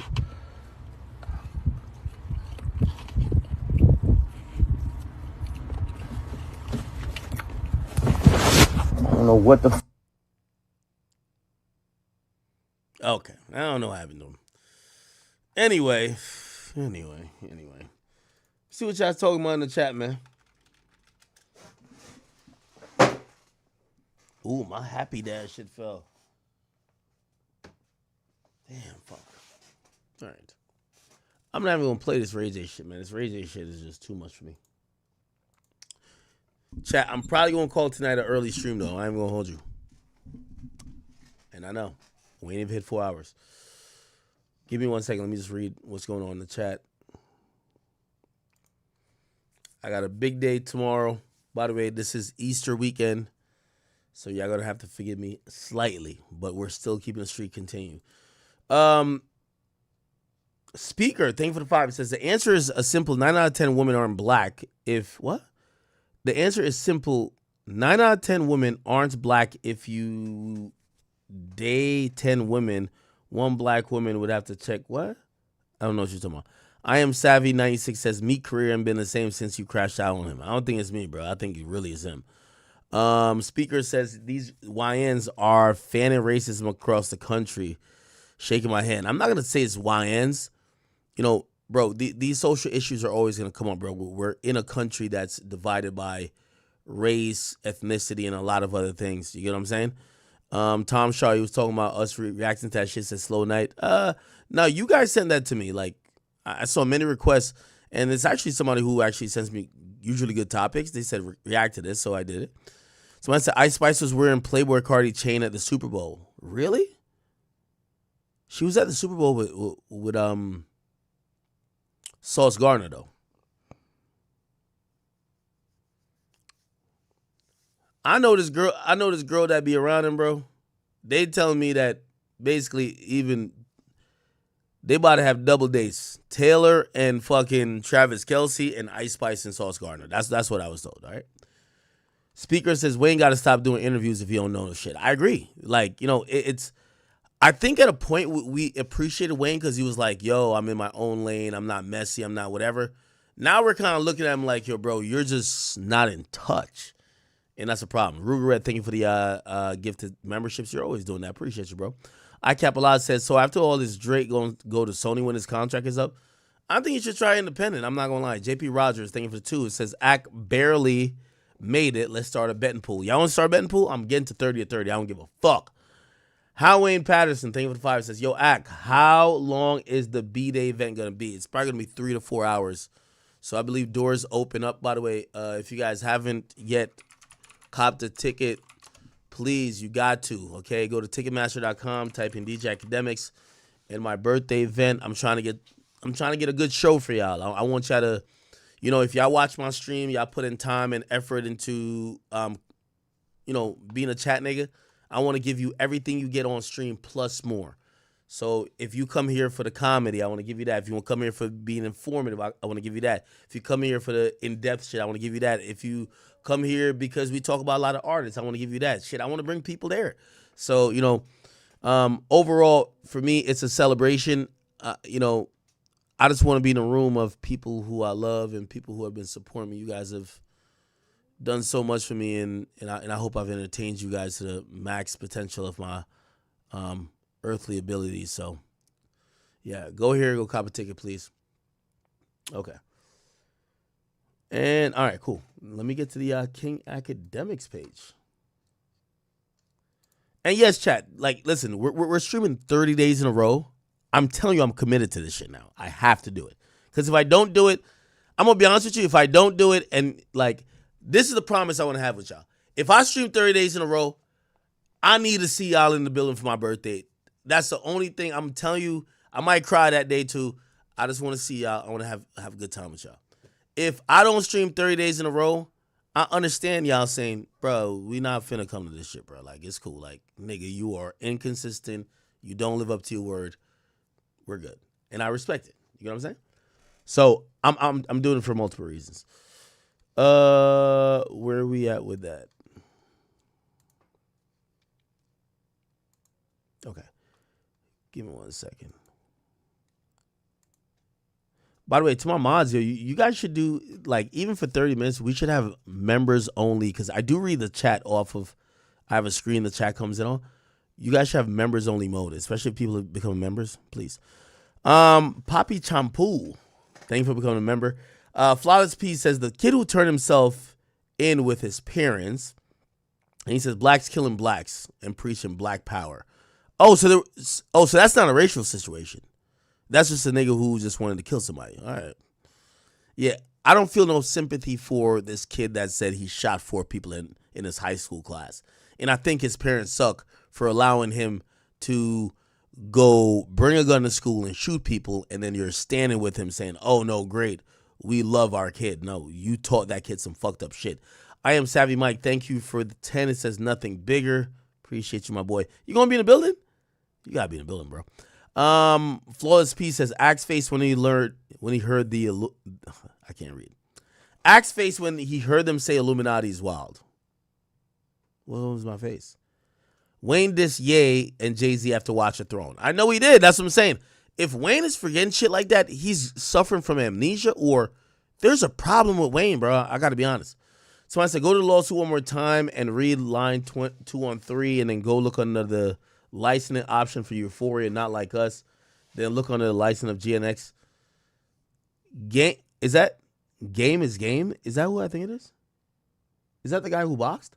Yo, Kendrick's music is licensed through PG Lang to Interscope Records. That's nothing surprising. He owns his masters now.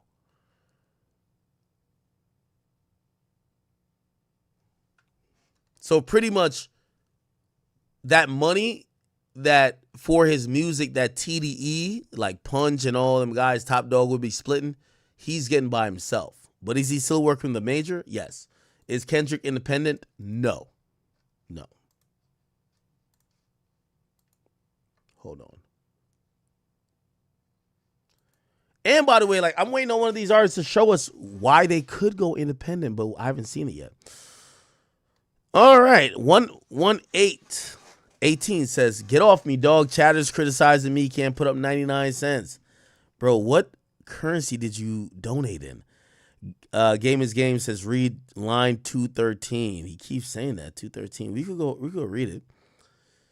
118 says they'll just drop another rapper and push alt rock as a new thing, and the masses will follow because the masses are young, while young white teenagers, like it or not. Ill Wheelie says Drake says you never go back to the hood and plant no money trees, and Kendrick dropped all copyrights like the world is my hood. I don't get what you're saying. 118 also says if Drake wins, thousands of lawsuits in hip hop every year. That's a fact. So there is a fallout. Like if Drake wins, shit, I might sue a nigga because he mentioned my name in a record, right? Because like if Drake won that, like why wouldn't we do that, right? Callaghan says I'm confused. UMG also allowed Drake to release music with wild allegations against Kendrick. What's the difference? I think that's what they're gonna go. They're gonna go with that in their rebuttal or whatever. But if it gets to trial, they're gonna say that, right? Somebody says, how do you think that will hold up? Kenny is still a bitch, by the way. I think it's a tough lawsuit for Drake. Emmanuel Doe says, that dude Julian who was going in on top 5 on your stream allegedly got clapped. You gonna address that? No, he didn't get, bro. He's probably faking his death, bro. A King says, can I get a music review? Yeah. If the Julian guy, like, bro, the nigga sent me some disturbing videos, bro. Like, I just don't want to tap into it, bro. He sent me videos of him killing live animals with my picture and next to Drake. Nigga said he was voodooing me and all that type of stuff. That kind of, like, spooked me out, bro. Like, no disrespect to him. Like, right, it just kind of spooked me out, and I was just like, all right. You know, I think I'm good. Like, he was, bro, like, he was putting, y'all probably never seen this. Y'all want me to show, like, the shit the nigga was sending me, bro? Bro, like, he killed an animal and was, like, pouring blood over, like, my picture and Drake. The shit was kind of crazy. I was just like, what type of, and then he had told me, he was like, this is voodoo. I'm like, yo, what the fuck? Bro, I'm good. Like, I don't want to, so, like, I thought he was entertaining. I thought he was funny, even though he was talking pretty much ill of Drake. Bro, once you start doing that Azalea Banks shit, like, bro, I don't even want to show y'all, bro. Like, he would send me pictures of dead animals with my picture, Drake's picture, and somebody else's picture in the background. And I was just like, bruv, like, this is crazy. Now, I'm telling you, like, so he came on the stream, and because I brought top 5 on afterwards, he linked me. He's like, yo, he ain't linked me, like, and hit me up. He said, yo, oh, you fuck with these guys? Because I according to him, he claims Drake and top 5 of them took like millions from him, like 4 or 5 millions. I don't know. And I was just like, nigga, it's not like I took millions from you. I never got no money from you. Like, you know, in trying to take from what you got in whatever. And actually, no, I did get money from him because he did send me money. What did he send me money for? No, he ain't send me money. He sent somebody else money to get my attention. Yeah, that's what he did. And I was just like, who is this guy? And he's like, yo, bro, I got a story about Drake, blah, blah, blah, blah, blah. All right, whatever. Anyway, my nigga, like, after, I guess he didn't want me to put top 5 on stream, but I'm like, this is my stream, and I fuck with top 5. After that, he, like, sent me weird messages saying that he voodooed me. And he was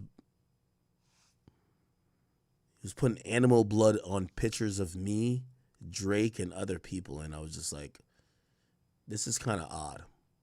I don't like it. I didn't like it. And I had no problem with him. I was just like, could you stop with like this? You know, I'm from Jamaica, but like, we not killing, well, I'm not into voodoo or what we call in Jamaica, ubia. If you're pouring out blood of animals on pictures of me, I'm good, brother. You got this shit. Anyway.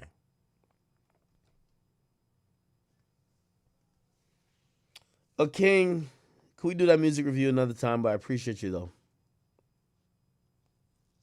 Okay. All right. Chat, not going to lie. I am getting the fuck off of here. It's 2 o'clock. I started late today. I just had to get a stream in. I know pretty much we did 3 hours and 20 minutes because I did a 25-minute intro. So just please, I'm getting to my 30 days, but not every stream is going to be 6 hours. So I want to apologize in advance. If you guys could, give some understanding. I can't miss a day. I got to go 30 days, okay? So today it wasn't a slow day in terms of news because there are things to cover, but we spent like an hour on this Drake shit, and then we talked about this, and I'm like, all right, we're good. All right, chat. I'm gonna see y'all tomorrow, man. I love y'all, and I'm so sorry. And I know, like, trust me, when I get off stream like this, I'm like, damn, they're gonna be mad at me, but it's all good. I'm gonna come back stronger tomorrow. Tomorrow's gonna be day 3. Again, we can't miss no days, and I'll just get on a little bit earlier and make this happen. So, chat, I love y'all. Appreciate y'all for tuning in. Ain't nothing bigger than the motherfucking chat. Yo, I haven't talked to Facts in a while. Where my chat niggas at? I got to start joining Discord again. Yeah, I definitely miss talking to them. All right? Appreciate y'all. I will see y'all soon. Savvy, what's poppin'? He says, yo, I want to pull up. I stay in Georgia, though. Yo, I need the show to go good. If the show goes good, I'm going to Miami, either Houston or Atlanta, and we're going to Toronto and probably the UK. You get what I'm saying? I want to build out a show that you guys could come watch, and you could think about it like, yo, I watch this guy's streams. However, when he comes out live, he's doing some other shit that makes it worth our time to get dressed, leave our house, get in an Uber, get in a car to come see him. So don't worry, all right? Chat, I love y'all. We'll see y'all tomorrow. Appreciate y'all. And day 3 coming soon. Loaded. I'm out.